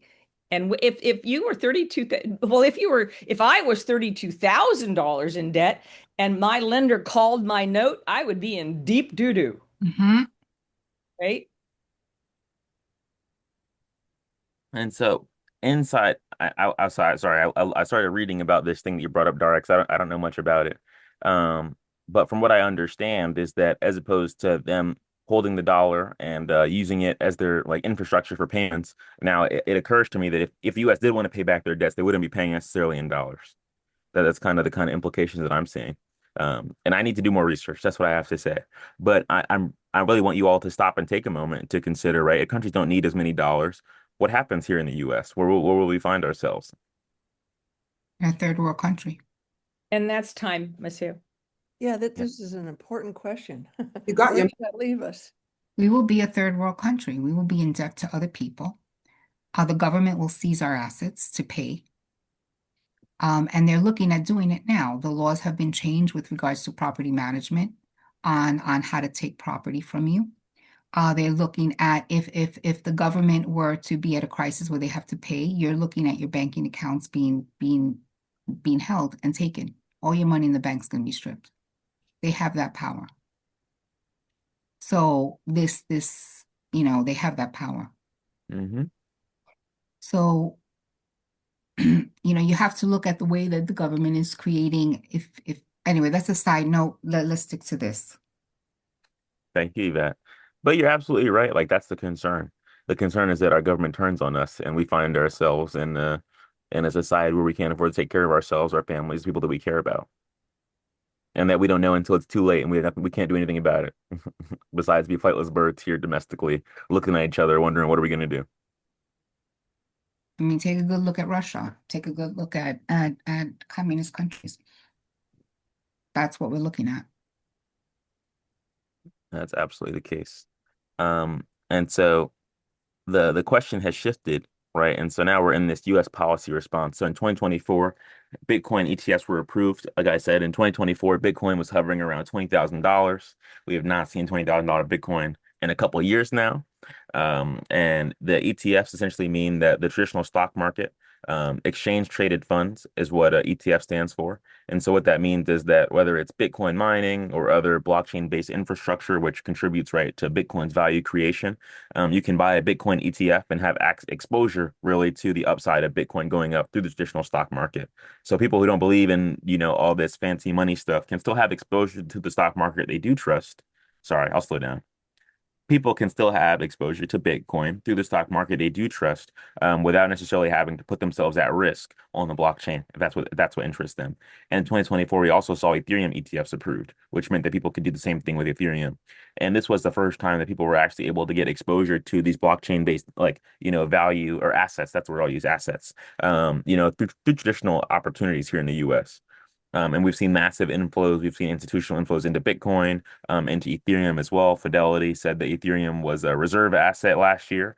Many people don't know that, akin to oil, and that kind of plays into the conversation, right? Of Ethereum and these layer one blockchains really being an opportunity to get exposure to a marketplace that is only going to grow in theory exponentially in terms of demand as we see more applications and services develop there, as opposed to maybe using Apple Pay or Venmo or things like that. People will be using applications we assert that leverage blockchain. And people assert that that demand will expand, the value of these assets. And with Bitcoin, there's only 21 million Bitcoin that are available in the globe, which means that it's scarce. Not scarce, it's finite. Whereas gold is scarce and the US dollar is ever expanding in terms of how much is in circulation. And Ethereum is designed to be deflationary, but that really comes from there being more transactions happening. Now we're in 2025, 2026, and we're seeing stablecoin legislation, which is about, centralized bank digital currencies becoming available, like the US dollar coin I mentioned earlier. People are also talking about tokenization of real world assets. Can your house go on the government layer one blockchain? Yvette was just speaking to who owns what, and the government's power to intervene in who owns what. And so this world of asset tokenization, I mentioned earlier, like stocks around the globe going on chain. This is like really looking at how can people use this blockchain, this infrastructure for having low fees, sub-cent fees, right? To trade your home, for example, to send your friends money, as opposed to people having to deal with the paywalls to come up with remittances. I know, Marianne, you paid for you submitted the payment right for some people to do the advanced course in Africa last week. And in doing so, you had to navigate right all these different services and platforms to be able to make that happen. And people have been using Bitcoin for probably the last decade as an infrastructure for doing that, right? At far less of a cost, and actually also with no intervention whatsoever, right? And so people are able to do it instantaneously. I met a guy who's building a crypto wallet who's from like maybe he's from somewhere in the Middle East and he was in school in Canada. And he had to pay like his school fees and stuff like that. And he's trying to transfer money from his bank account at home. And he said, I couldn't figure out how to do it, kept having to pay all these fees. He said, then I discovered Bitcoin and I bought some Bitcoin and I logged in my US account and I connected it to like my local school account. And, I was able to convert my money in less than an hour. Whereas before he had to wait, 7 days and 10 days and for things to be approved. And so this technology has been enabling peer-to-peer. Hey, Marianne, you're disconnected. Did I? No, no, you're just on the side of my screen. I see. Um, and so this has been enabling peer-to-peer transactions in a whole new way, for the last decade globally. And that's why I brought up remittances. And now it's on the horizon, and I'll get to you in a moment, Daria, is this conversation for strategic reserves of Bitcoin. Bitcoin is down, like, sure, maybe 50% from its all-time high right now. And people are still talking about, will there be a world reserve, a Bitcoin strategic reserve here in the US? Right now, the US has, I think, well over $10 million in Bitcoin actually on its balance sheet, just for money that it's confiscated from what they call criminals, right? People whom they've already seized their assets. Hmm. And so the U.S. actually already has a balance sheet, and it's not a public conversation because the U.S., the global reserve currency, saying, we're actually hedging against inflation with Bitcoin is kind of alarming to everybody who's hedging against inflation with the U.S. dollar, right? They don't want to lead people astray. How much more time for this, Maceo? Thank you. We have 24 minutes, and I have Yep, let's go. yes. Can I have 90 seconds? And I did make Yeah. you a co-host, so now you can do the thing. And Daria, yes. Do I need a US bank account, a US account to have a wallet? To put money in the wallet, likely, but you don't like you're in Barbados. I assert there are people like there's like peer-to-peer I just mentioned, right? And so you can find someone like without a question in Barbados who holds cryptocurrency, and they will likely allow you to send them fiat. And they will send you crypto. And so this like that's peer-to-peer on-ramping. So as opposed to having to go through Coinbase and the US government knowing that you have crypto, you're actually able to anonymously acquire crypto that way. hmm And it was cool. Go ahead. Mine. What did you say? How will I know it's mine? The crypto? Yeah.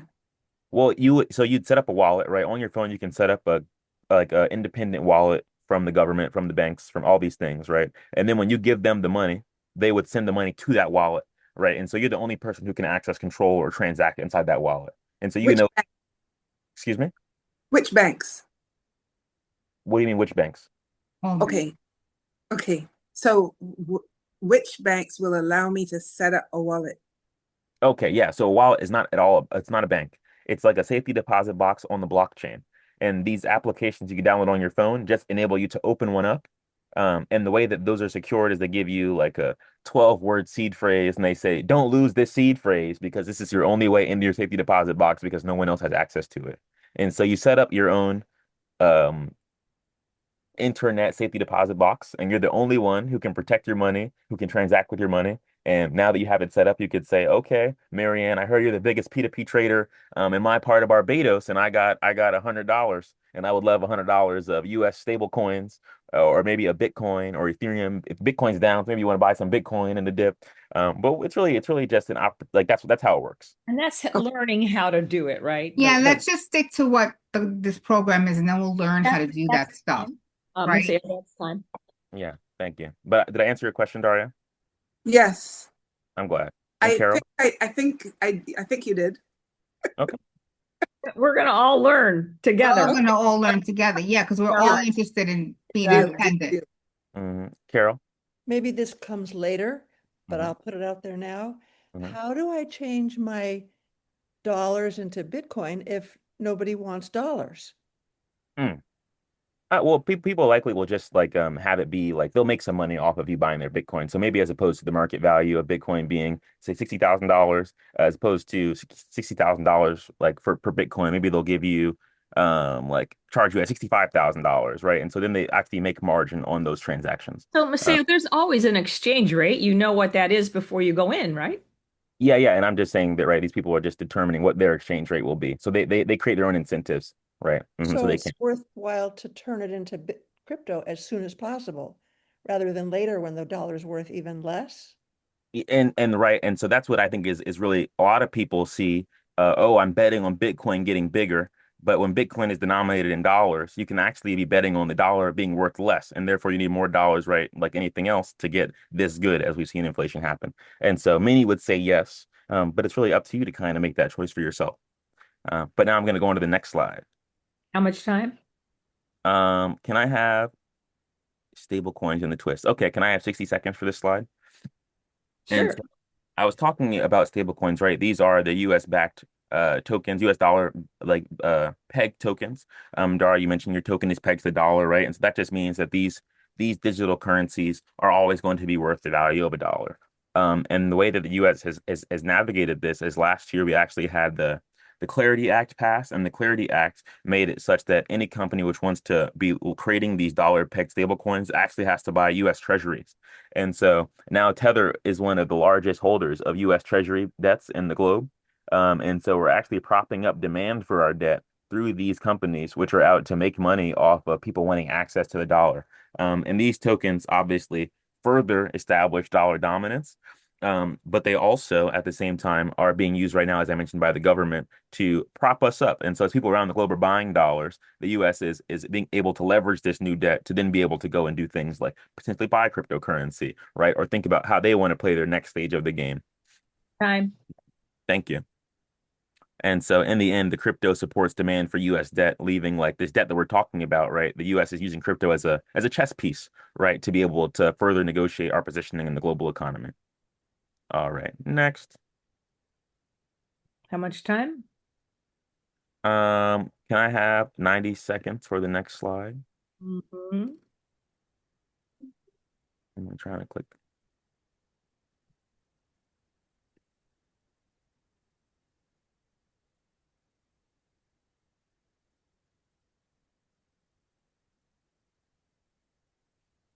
Wow, imagine. You're gonna Oh, send us these slides, right? yeah, absolutely. Yeah. I'm just like, it's freezing. That's all. So before I explain Bitcoin, why do you think it was created in 2008? All right, you can see that I've been going out of order in this discussion. Um, but yeah, so from what you've heard so far in this conversation, why was Bitcoin designed?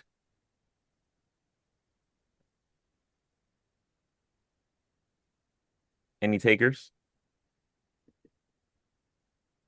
Well, there's always a need for some whatever there's necessity is the mother of invention, right? If there's a problem with the system that we've got, something else will emerge. That's the way it works. So there's a problem starts to emerge in the system of the dollar, the gold-backed dollar.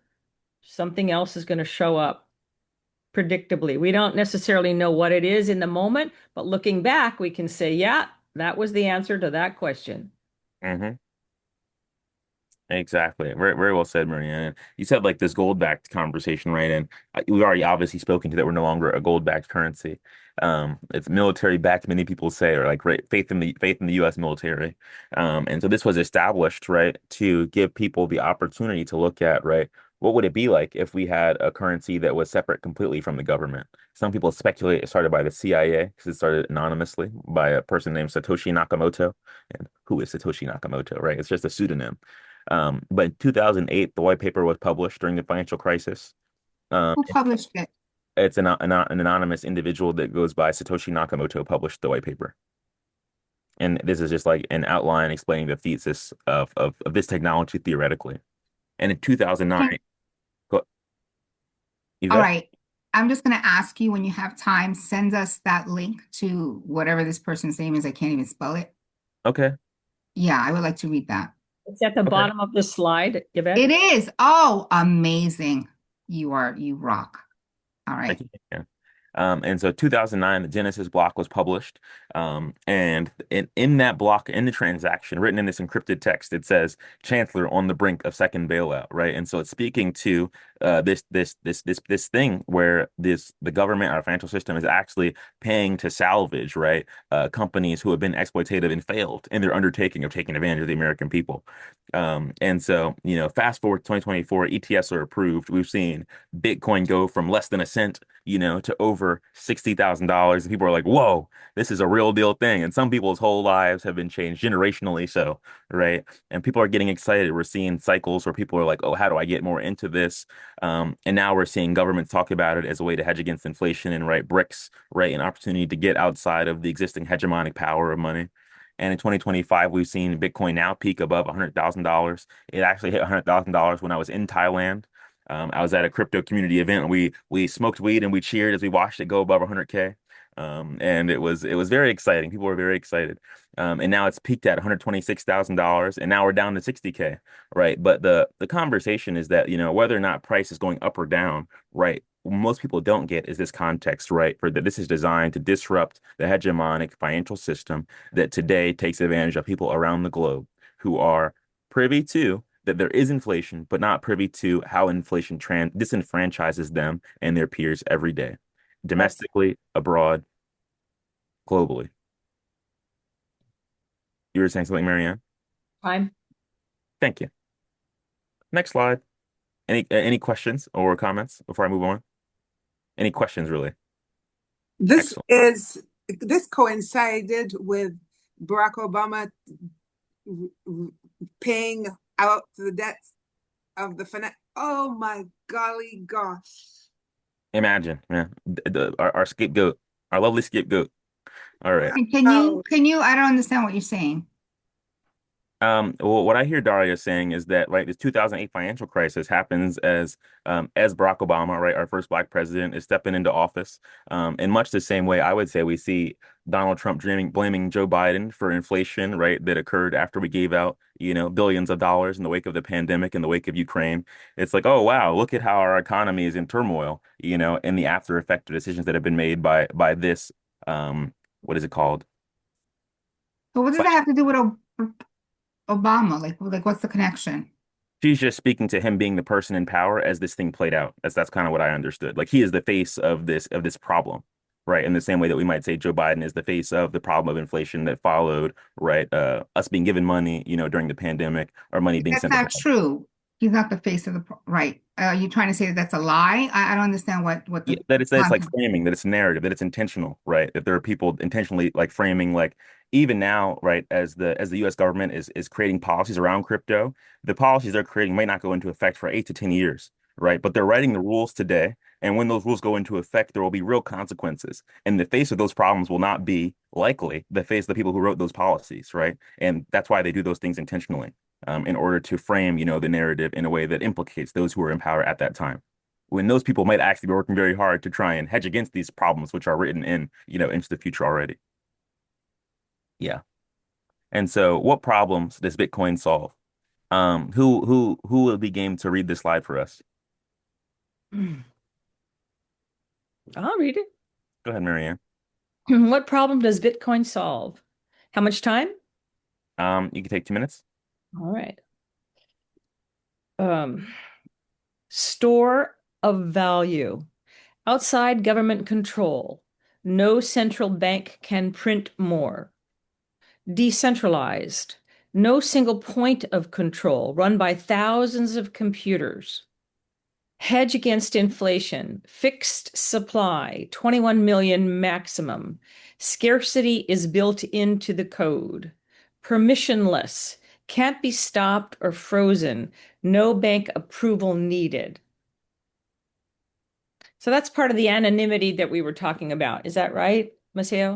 Exactly, exactly. hmm And it's also right about this, the anonymity, but just like the separation from state, right? And so Daria, your question around like, do I need a bank? How does the bank interact with my wallet? The whole purpose is that you actually don't need to interact with a bank.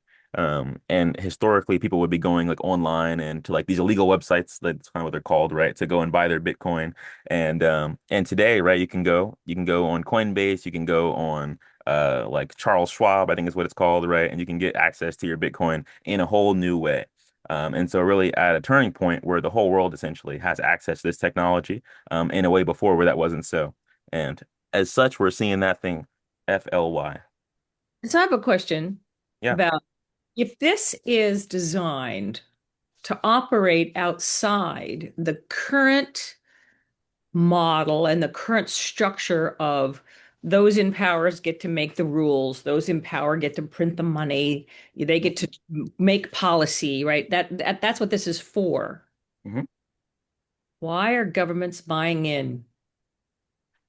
Because they don't want to be left behind. The worst case scenario would be that the government is coming to people begging for money. Imagine they have to, the US government saying, Marianne, I need a loan of 10 Bitcoin. That's the last position they want to be in. And so these institutions are actually working hard to front run like people around the globe such that they actually are the continued, arbiters of power in the global economy. But they don't want to tell people that, right? So the US confiscating this Bitcoin allows them to continue to accumulate Bitcoin without having to tell the world we are concerned about de-dollarization, right? And they'd much rather see Bitcoin win if they're holding a lot of Bitcoin than bricks, And so there's really an opportunity to solidify a position of power. And people with money see that opportunity. People who are able to accumulate a lot of Bitcoin, they see that opportunity. And there are people who are Bitcoin maximalists. All they want to see is Bitcoin run the world. Why? Because they have it. They've already set themselves up to win in that world. Mhm. But they could launch a new Bitcoin, right? Like we could. It's just code and it's just conviction of people, right? And so I think it's all about people really being present to the opportunity and the power, right? That these opportunities come with. Hmm. Noth- Interesting. Nothing is set in stone. So let's talk about volatility. As I mentioned, right now, Bitcoin is around 60K. We've seen a massive dip. We've seen metals fly as capital has rotated out of Bitcoin. People are getting scared. And yeah, it swings wildly. So short term, we see extreme volatility. Long term, though, the trend has been upward, right? We've seen exponential growth from sub-cent to over $100,000. Bitcoin is the best performing asset in the last 100 years. And our focus is understanding what it is, not timing the market, right? It's a feature of volatility. It's not a bug. That's just how it goes. People don't know what's going on. They're speculating. They're gambling with less clarity than you have after an hour and a half in this course. So now you're in the know. Welcome. Hmm. All right. Okay. So who's adopting Bitcoin? So we mentioned earlier institutions. I Um, mean, okay. Can I have 90 seconds? mhm. Excellent. So who's adopting Bitcoin? Institutions. We've seen BlackRock, they launched their ETF 2 years ago. Fidelity, I mentioned. Now you can buy Bitcoin through Fidelity as well. MicroStrategy. MicroStrategy is actually a publicly owned company who's been taking out massive debts as many ways as possible. They've been getting capital so they can buy Bitcoin. And this guy's name is Michael Saylor. He's been like a massive Bitcoin advocate for over a decade. He buys like over $250 million a quarter of Bitcoin, and has been doing so for the last 2 years at the very least. And people can buy stock in MicroStrategy as a way to get exposure to Bitcoin, right? And so this is like the same way people would buy the dollar to have exposure to gold, right, or to hedge against things, right? People can hold MicroStrategy as a way to hedge against the larger stock market. And there was actually news last year where a lot of other companies in the stock market were starting to put Bitcoin on their balance sheet. So if you all use Canva, Canva had Bitcoin on their balance sheet last year. I don't know if you all know that. Why would they do that? For me, that's a little bit alarming. The companies, right, in the stock market are trying to hedge against dollars, you know. And then beyond that, we have nation states. El Salvador, they made Bitcoin legal tender in 2021, which was massive. They gave out Bitcoin to a lot of their citizens. They saw adoption. They saw people trying to build new solutions to problems. In Kenya, there are communities that have adopted Bitcoin. There are like tribal communities which have adopted Bitcoin for bartering. And in doing so, they've actually been able to escape their own local inflation. But beyond that, they've actually seen Bitcoin go up. And so imagine they got into Bitcoin as a community at $20,000 and now it's $60,000. Like, whoa, how did this thing that I live my life in become worth more? These people have never had that experience in their whole lives. Right. And so people around the globe are having these different experiences of crypto and blockchain. And I'm really committed to and I learned what I just said, right, about what happened in Kenya at the African Bitcoin Summit that happened in Boston earlier last year. And I was so moved to hear that, right, that there are people who've been onboarded and put in this position, right, to be able to leverage this momentum. And then I spoke to corporations, right? I spoke to Canva. Tesla was talking about being able to take Dogecoin or Bitcoin. I saw you, Marianne. Um, yeah, and then the Block and Marathon Digital or other corporations who also have been accumulating. But there's also another one. It's called like Bitmine, and they've been accumulating Ethereum, and you can stake Ethereum and get interest on it. And so there are people also, accumulating these assets that they can get interest on, knowing that it'll give them, further growth in the future. Daria, in 30 seconds, can you jump in? The the currency devalued, and even though they bought $20,000 worth, the value of their Bitcoin was still 60,000, regardless of the value of the dollar. Is that It, what you said? so what I was saying is these people, they've been encouraged to adopt Bitcoin as their currency for day-to-day living. And Yeah, so because of that, when Bitcoin went up, what was 20,000, like their purchasing power went up. They're like, oh, all of a sudden I have way more money than I had before because Bitcoin has gone up. And they are benefiting from this cost. So while there might be inflation in Kenya, because they're no longer living in the Kenya shillings. There we go. Look at me go. They're no longer operating in shillings. That inflation isn't impacting them, but the growth of Bitcoin actually is now benefiting their whole community. That's what I was saying. got Mhm. it. Thank Yeah, absolutely. And so is Bitcoin a currency? This is the test. Is it a medium of exchange? In some communities I just mentioned, right? You can do that. It's limited though. Is it a store of value? It holds purchasing power over time, volatile, but in the long term, right? We've seen this thing go up, like I said, as the best performing asset of the last 100 years. and unit of account. Do people price things in Bitcoin? No, people still do it in dollars, right? And that's what I was speaking to earlier, right? That people think they're gambling on Bitcoin going up when they have no idea they're gambling on the dollar going down in a crazy spiral like way. And so many people see this as digital gold more so than cash. But in the long term, it's Satoshis are actually the smallest denomination of Bitcoin, and many people speculate that one day we'll live in a world denominated by Satoshis, not dollars. And right now, we're not even thinking about Satoshis. It's like I think one millionth of a Bitcoin is a Satoshi. But that's for another day. Well, my question to you is how does a Bitcoin increase in value if you open up your own wallet and there's no interest? So it's demand, right? As people around the globe have begun to see this as a way to hedge against inflation, more people want it. And so there will only ever be 21 million Bitcoin. And whereas the dollar, right, there'll be 21 million new dollars next year, right? And so as opposed to there being more in, or less in, more in circulation, there's actually over time less Bitcoin in circulation because people don't want to lose their Bitcoin. They don't want to sell their Bitcoin. They want to be able to take out loans against their Bitcoin and things like that.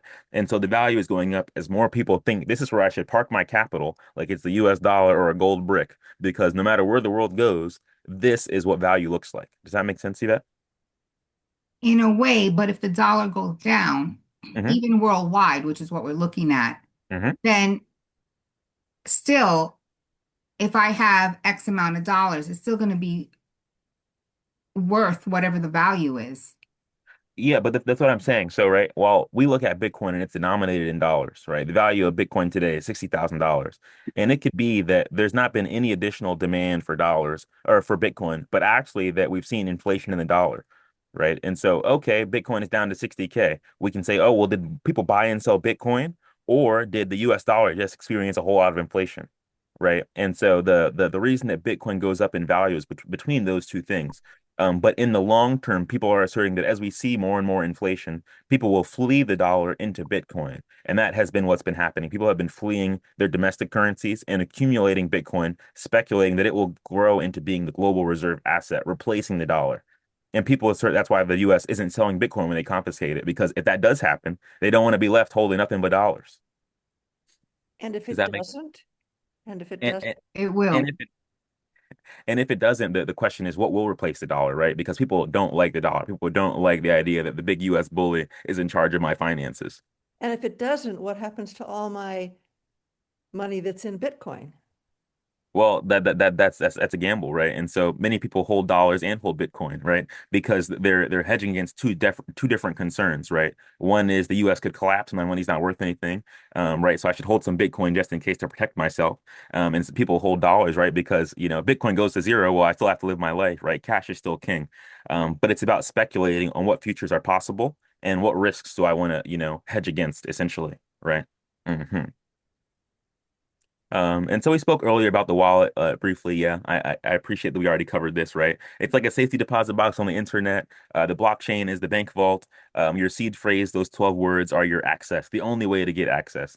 Don't lose that thing. I used to mine Bitcoin on my computer in high school. I can never access that money, but it was cool What do to you leave mean you can't access that money? You invested and you can't get it back? I like set up a wallet and I didn't keep track of those 12 words. And so that is on a high school notebook piece of paper somewhere. Or maybe I was doing it and I was being frauded and they were using my computer to mine Bitcoin and I didn't know because I just used my computer to mine Bitcoin. Which I don't know. I didn't know what it meant. I just knew that I thought I was making money by having my computer run 24 hours a day. And I don't know if I made money or someone else made money, but I know that I cannot touch that money today. I've tried. Um, okay, so I know that we're approaching the last 15 seconds here. But this is an opportunity to do an exercise really where you get to think about like inflation. We've kind of already done this, so I don't really feel a need to do this actually. But it's just an opportunity to really consider, right? Carol, your question was why are we what if Bitcoin doesn't become king? And it's more about what if inflation continues down this path, right? And so as opposed to putting all your money into these assets, what most people do, right, is like a 401k, they call it dollar cost averaging. And so people might buy $1 a day of Bitcoin or of Ethereum or of gold, right? Not trying to time the market, but consistently buying in such that they know they have exposure to where the market is going. And so these small amounts in the long term add up. And You bought $1 of Bitcoin a week ago and it was at $100,000. You buy $1 today, it's at $60,000, right? The amount of Bitcoin that you're getting is different. And so this allows people to over time accumulate in a way that's even keel and doesn't leave them, a victim to volatility is the way I put it, right? hmm And this removes emotion, it's less impulsive, and it means that you're never like, oh, I put all my money in thinking Bitcoin was going to the moon today, right? Because you're someone with long-term conviction, believing that $50 a day is the best way to set myself up for success. Right. And that's about being able to beat volatility. And so I'm gonna go for like 4 more minutes. I think I have 2 more slides, and then the rest is just kind of speaking to next session. And so the dollar has been the world reserve currency since 1944, and that position is no longer guaranteed. And to understand this moment is the critical opportunity of this course, first and foremost, because this isn't about, like I said, speculating on will Bitcoin take over the world. It's really about understanding this turning point and the role of the US dollar as a hegemonic currency, which is able to impede and exploit people around the globe, right, through printing of new dollars. And so, as we understand this moment, we're best positioned to understand the opportunities, but also the risks that are involved with the kinds of choices that are being made around the dollar, with the dollarization and how that impacts us as US citizens, right? I don't want any of you to find yourselves destitute here in third world America. I would love for you to people who are aware of the problem and able to support other people, right, in understanding this challenge and this opportunity and really this moment. I don't even like to call it an opportunity. It feels like, oh, the opportunity is to save yourself, right? But I want you to understand what the life rafts look like. And that's my commitment here. All right, let's go. My computer is like breathing fire. I feel the fan. And now it's going to skip 4 slides, I bet. And so next week, or on the next week, yeah, next week, right? Okay, look at you skipping 4 slides. So next week we'll actually be talking about Ethereum. And Ethereum is the layer one blockchain that is most populous around the world and getting on chain. And so we'll discuss how blockchain technology actually works. I'll support you in setting up a wallet if you don't have one. You'll receive tokens, and so I'll be distributing actually $20 in tokens to each of you. Yvette, don't bring too many people, please. Um, but you'll be able. Are you going to collect $20 from each of us so that you can give us $20 worth of Bitcoin? Yeah, why No, don't you do that? Please say yes. Yeah, don't let us Yeah. give you the $20, or let's teach us how to Yeah. put our own money in our own wallet. I like I like $20 is that. something we can Yes. do. You're giving us a world of information which is priceless and free. I think that should be the depth of your generosity. Okay, I got that. I like that. Well, Ask people who would like to participate. You send me $20, I'll send you $20, but don't do that out of your pocket. okay. Well, I Yeah, this appreciate is a pilot. And so if you're going to do that with that. everybody in the future, you're Forget in it. trouble. Yeah. Not workable. I got that. Well, I appreciate that. I appreciate that. Yes. Well, yes. Who would like to participate in the next session? You're welcome to text me and we can sort out you sending me $20 so that I can send you money. I'm in. I'm just gonna send you the $20, John. Hold Okay. Excellent. Excellent. And How you'll get, go ahead, how Daria. how do we send you? Like Venmo, PayPal, Apple Pay. You could, it's really up in the air. I know you're in Barbados. I'm not. Yes, we can sort it out offline, but right now I want to wrap up with Okay, time in all right, mind. all right. We'll do our first transactions next, and then the next session we'll discuss security basics, right? How do you protect yourself from scams? The last thing you want is to build up your big $1 million crypto portfolio and then get scammed and see it all fly out the window. And you're like, but I protected myself from the government, but not the fraudsters. And so I'll teach you how to protect yourself from the fraudsters next week's. And so the key terms from today are inflation. Your money buys less over time, and why? Because they're printing money and they don't care about you. This is the cheat code that they've been using on us for a long time. De-dollarization. Countries are moving away from the US dollars for trade. And if they're not using it for trade, they don't need the dollar. If they're doing it in yuans, then right, the demand on dollar is going down, which means that our money is going to buy even less because people want it even less, which means that it's doing even less for us. Because even if there's more money in circulation, if nobody wants it and we're the ones holding it, then we're just holding once again sand dollars. And then next we have crypto pegged to the dollar, stable coins, store of value, assets that maintain purchasing power. People look at Bitcoin and gold as stores of value and silver too, as you mentioned, Yvette. And we're just speculating that some of these cryptos could be the future stores of value. Blockchain, this is the decentralized ledger run by thousands of computers. I didn't explain that today, so don't be stressed hearing that. Marianne spoke to it in a very limited fashion, and next week we'll really break it down. I have a video that we'll watch, which is like the video that gave me clarity. It's like 12 minutes, 8 minutes. It's fantastic. A wallet, that's your personal account for holding crypto that nobody else can intervene in unless you let yourself be scammed or lose your 12 digits or 12 words and give it to somebody else. And that's your seed phrase I just mentioned. And then DCA, dollar cost averaging, that is the name of the game. If you want to get into this world of crypto, don't buy it all today or tomorrow.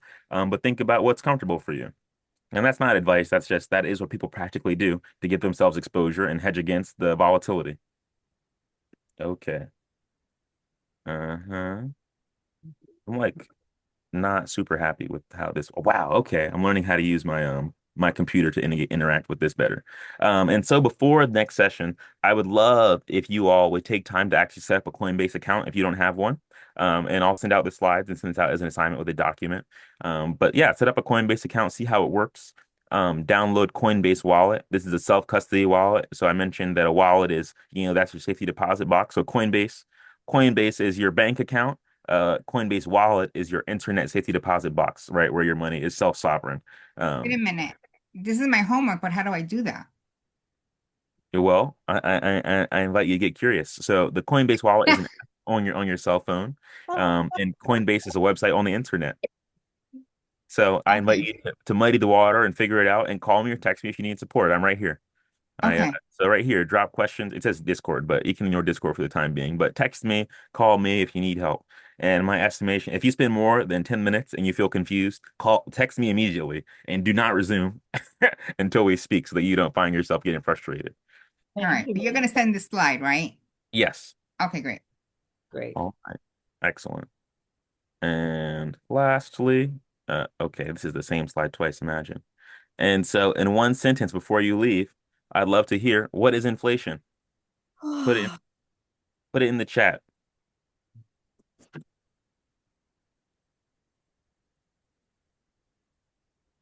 And also in one sentence, why was Bitcoin created? So you got two sentences, and this is your exit ticket for today.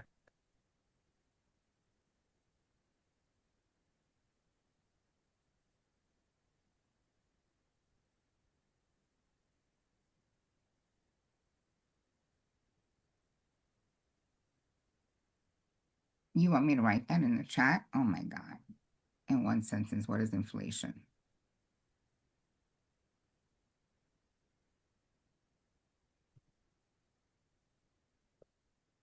What was the second question? And why was Bitcoin created? Oh, I forgot that. My theory is because criminals wanted money. You can write that. Um,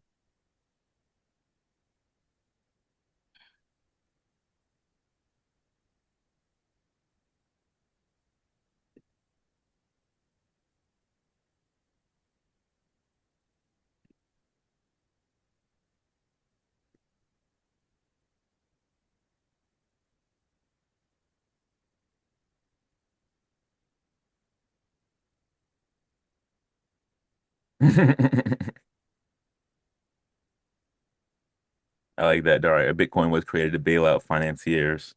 Mhm. I think Bitcoin was created to disrupt that practice. Got you. That's Um, what I was left with. Yeah. Marcel, can you go back to the page, please, Yeah, with absolutely. the homework, the chat questions? Yes, absolutely.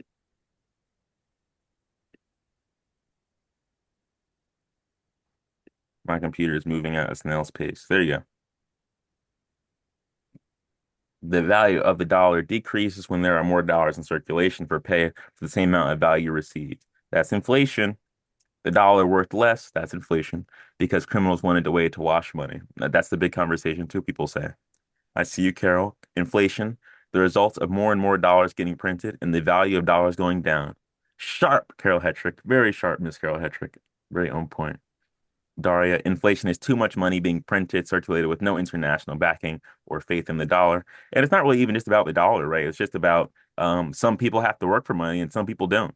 And that's an extraordinary power imbalance. And inflation is just that power imbalance in practice.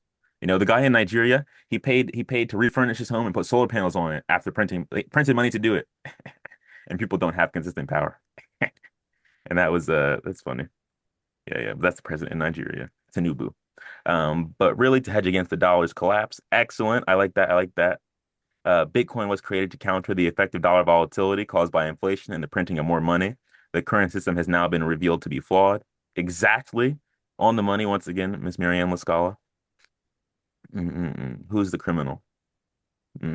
Inflation, money worth less over time. Bitcoin is created to hold on to wealth in the face of inflation. Ah, my mother is with us. My mother is ahead of the curve. I love it.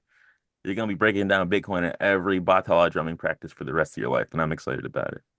Haven't quite grokked this one yet, uh, to be able to tell you. Is that, Carol, you're saying that in regards to why Bitcoin was Why created? Bitcoin was created, I'm still wrapping my brain around this. Okay. It was created to address the problem, but to say it more succinctly, not yet. Well, I think that you just said it quite succinctly.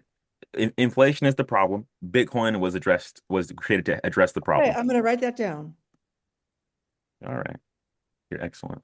And I mentioned I have an online community. I put a link to my online community in the chat. There's no real pressure to join that community today. As I mentioned, I'm not very active there. But we have people from around the globe. A lot of people in Africa, primarily over 300 community members in Africa. And as my podcast resumes, we'll begin having opportunities to meet there. And I'd love to be able to bring graduates of this course into that community as well, to be able to discuss, right, what's happening in the world of crypto. How do we understand monetary policy? And things affecting us. And I'll send out an email with links to that as well. So I'll get emails in the text chat that I created. And Daria, I'll create a new chat so you can be in our conversation as well. All right. And so the last thing is if you all have any questions, you're welcome to ask me questions, objections. Um, and yeah. I have a question. What's the deal with Discord? Why is that such a another form of communication that's popular now? Okay, yeah, I can so in brevity, right? And I have to go in 2 minutes. Mhm. Discord was really adopted by gamers as like, oh, this is a social platform where we can create communities while we play games. We can get on video chats and share our screens while we do things. And in the pandemic, a lot of cryptocurrency communities actually started using Discord to coordinate as well. And so people started building whole communities of hundreds of thousands, hundreds, thousands of people. What's the country? What's the country? There's a country actually. Um, Nepal. Boom. Look at me go. My functioning is working. Nepal actually elected their current leader through a Discord community last year after the existing president was overthrown and driven out of the country. And so a body of young people got together on Discord from across the country and had conversations for the political future of that nation, and decided who the successor would be to their elected official who left. And so Discord has become a platform for global coordination. It is free. You can upload videos, you can do video chats, you can do a whole lot of different kinds of things. And a lot of crypto communities have adopted it over the last 6 years just as like a home. And they've actually integrated like a wallet gating. And so, for example, maybe you have to have like a crypto clarity token to get into my Discord. And there's applications which will check if you have that token in your wallet. You have to connect your wallet to Discord. And so they've already started designing crypto native integrations to support people coordinating in ways that allow people to build around these tools in community. And as we get online, I'm like, okay, let's jump onto this new fangled online community space too. Let's get you uncomfortable. Let's put you in the upside down. So it's a way to get you a little bit disoriented while letting you know that's just the name of the game. As tech evolves, we get disoriented and we get to reorient ourselves so that we're not the people left standing confused when the dust is settled. I want you to know I swore I was going to die before I got on social media. You you might actually have to make me cancel that promise. Whoa, whoa. I like that. I like that. I like that. I love to see your healthcare platform evolve out of a Discord community. If Yeah. you, some of you know Marissa. Marissa is creating a crypto community. It's called the DAO, a decentralized autonomous organization. I'll break that down next week, but it's like a co-op on chain. And essentially, she's looking to create a new political party here in the U.S. and really that's global, where people can come together to look at what are local issues that they can fund to resolve through this kind of community coordination. And so. Discord is the place to be to think about new kinds of coordination with this technology in mind. And people can leverage anonymity in those spaces too, which is a big part of why people use it. But it's not like a Facebook or an Instagram or a TikTok. It really is just it's like our WhatsApp chats for if our WhatsApp chat and our Zoom were integrated for our landmark course, then that would essentially be Discord. But maybe you could have a Discord server for every region around the globe. And if you could join any of those servers anytime you want, then you would kind of understand the kind of communities that exist online on Discord. It's people around the globe in different kinds of communities. You have political discourse communities, you have gaming communities, you have money communities, you have music communities, you have gaming communities. I said that already, right? But it's just Yeah. all different kinds of communities gathering and wanting to use this digital space. So yes, that's my answer to your question. Thank you all for being here.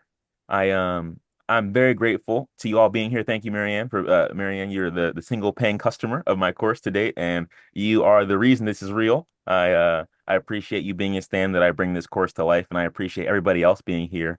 And yeah, being game to pay your way in this $20 undertaking. I'm excited for you all to be on chain and to get your feedback. I'm feeling a lot more confident about being an educator after this. And Daria, thank you for your contributions around Brent Woods, letting me know stuff I did not know. I'm excited to go and be a more informed educator for next time.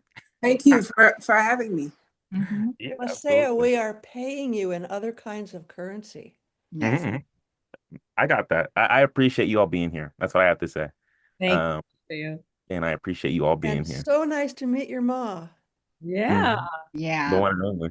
And you look just like her. I was blessed with her good looks. Yeah, indeed. Nepotism in a crowd. Really great. Nice to meet you. Oh, Nice to meet you can as you well. put back that Discord? Yeah, so it's in the chat right here, actually. I already put it in the chat, Oh, it's in the which chat? Oh, in the Zoom chat. got it. Okay. Thanks, Maceo. Yeah, thank you. The session is complete, and we will be reconvening. Um, I'll be at this. My intention is to be at this conference next week. So next Saturday may not work, but via text, I will coordinate with you all a time that will work so that we can do session two in the next 10 days. Fabulous. Yeah, and keep in mind that my course is 10 to 12:30, but I would Mm. definitely want to contribute. So if we can be open to time schedules at least until April, I think 18th, Hmm. Is your and goal Okay. then to say, I'll is your goal to pace this over a month? Yes. Okay. just a month course that's it. It's not Yep. I'm not okay, so we'll explore more like what comes out of this course to see how we can stay connected and see what can be developed. And are you sending us a recording of this first session? Yes. Okay, great. Thank Ooh. you. Perfect. Thank you.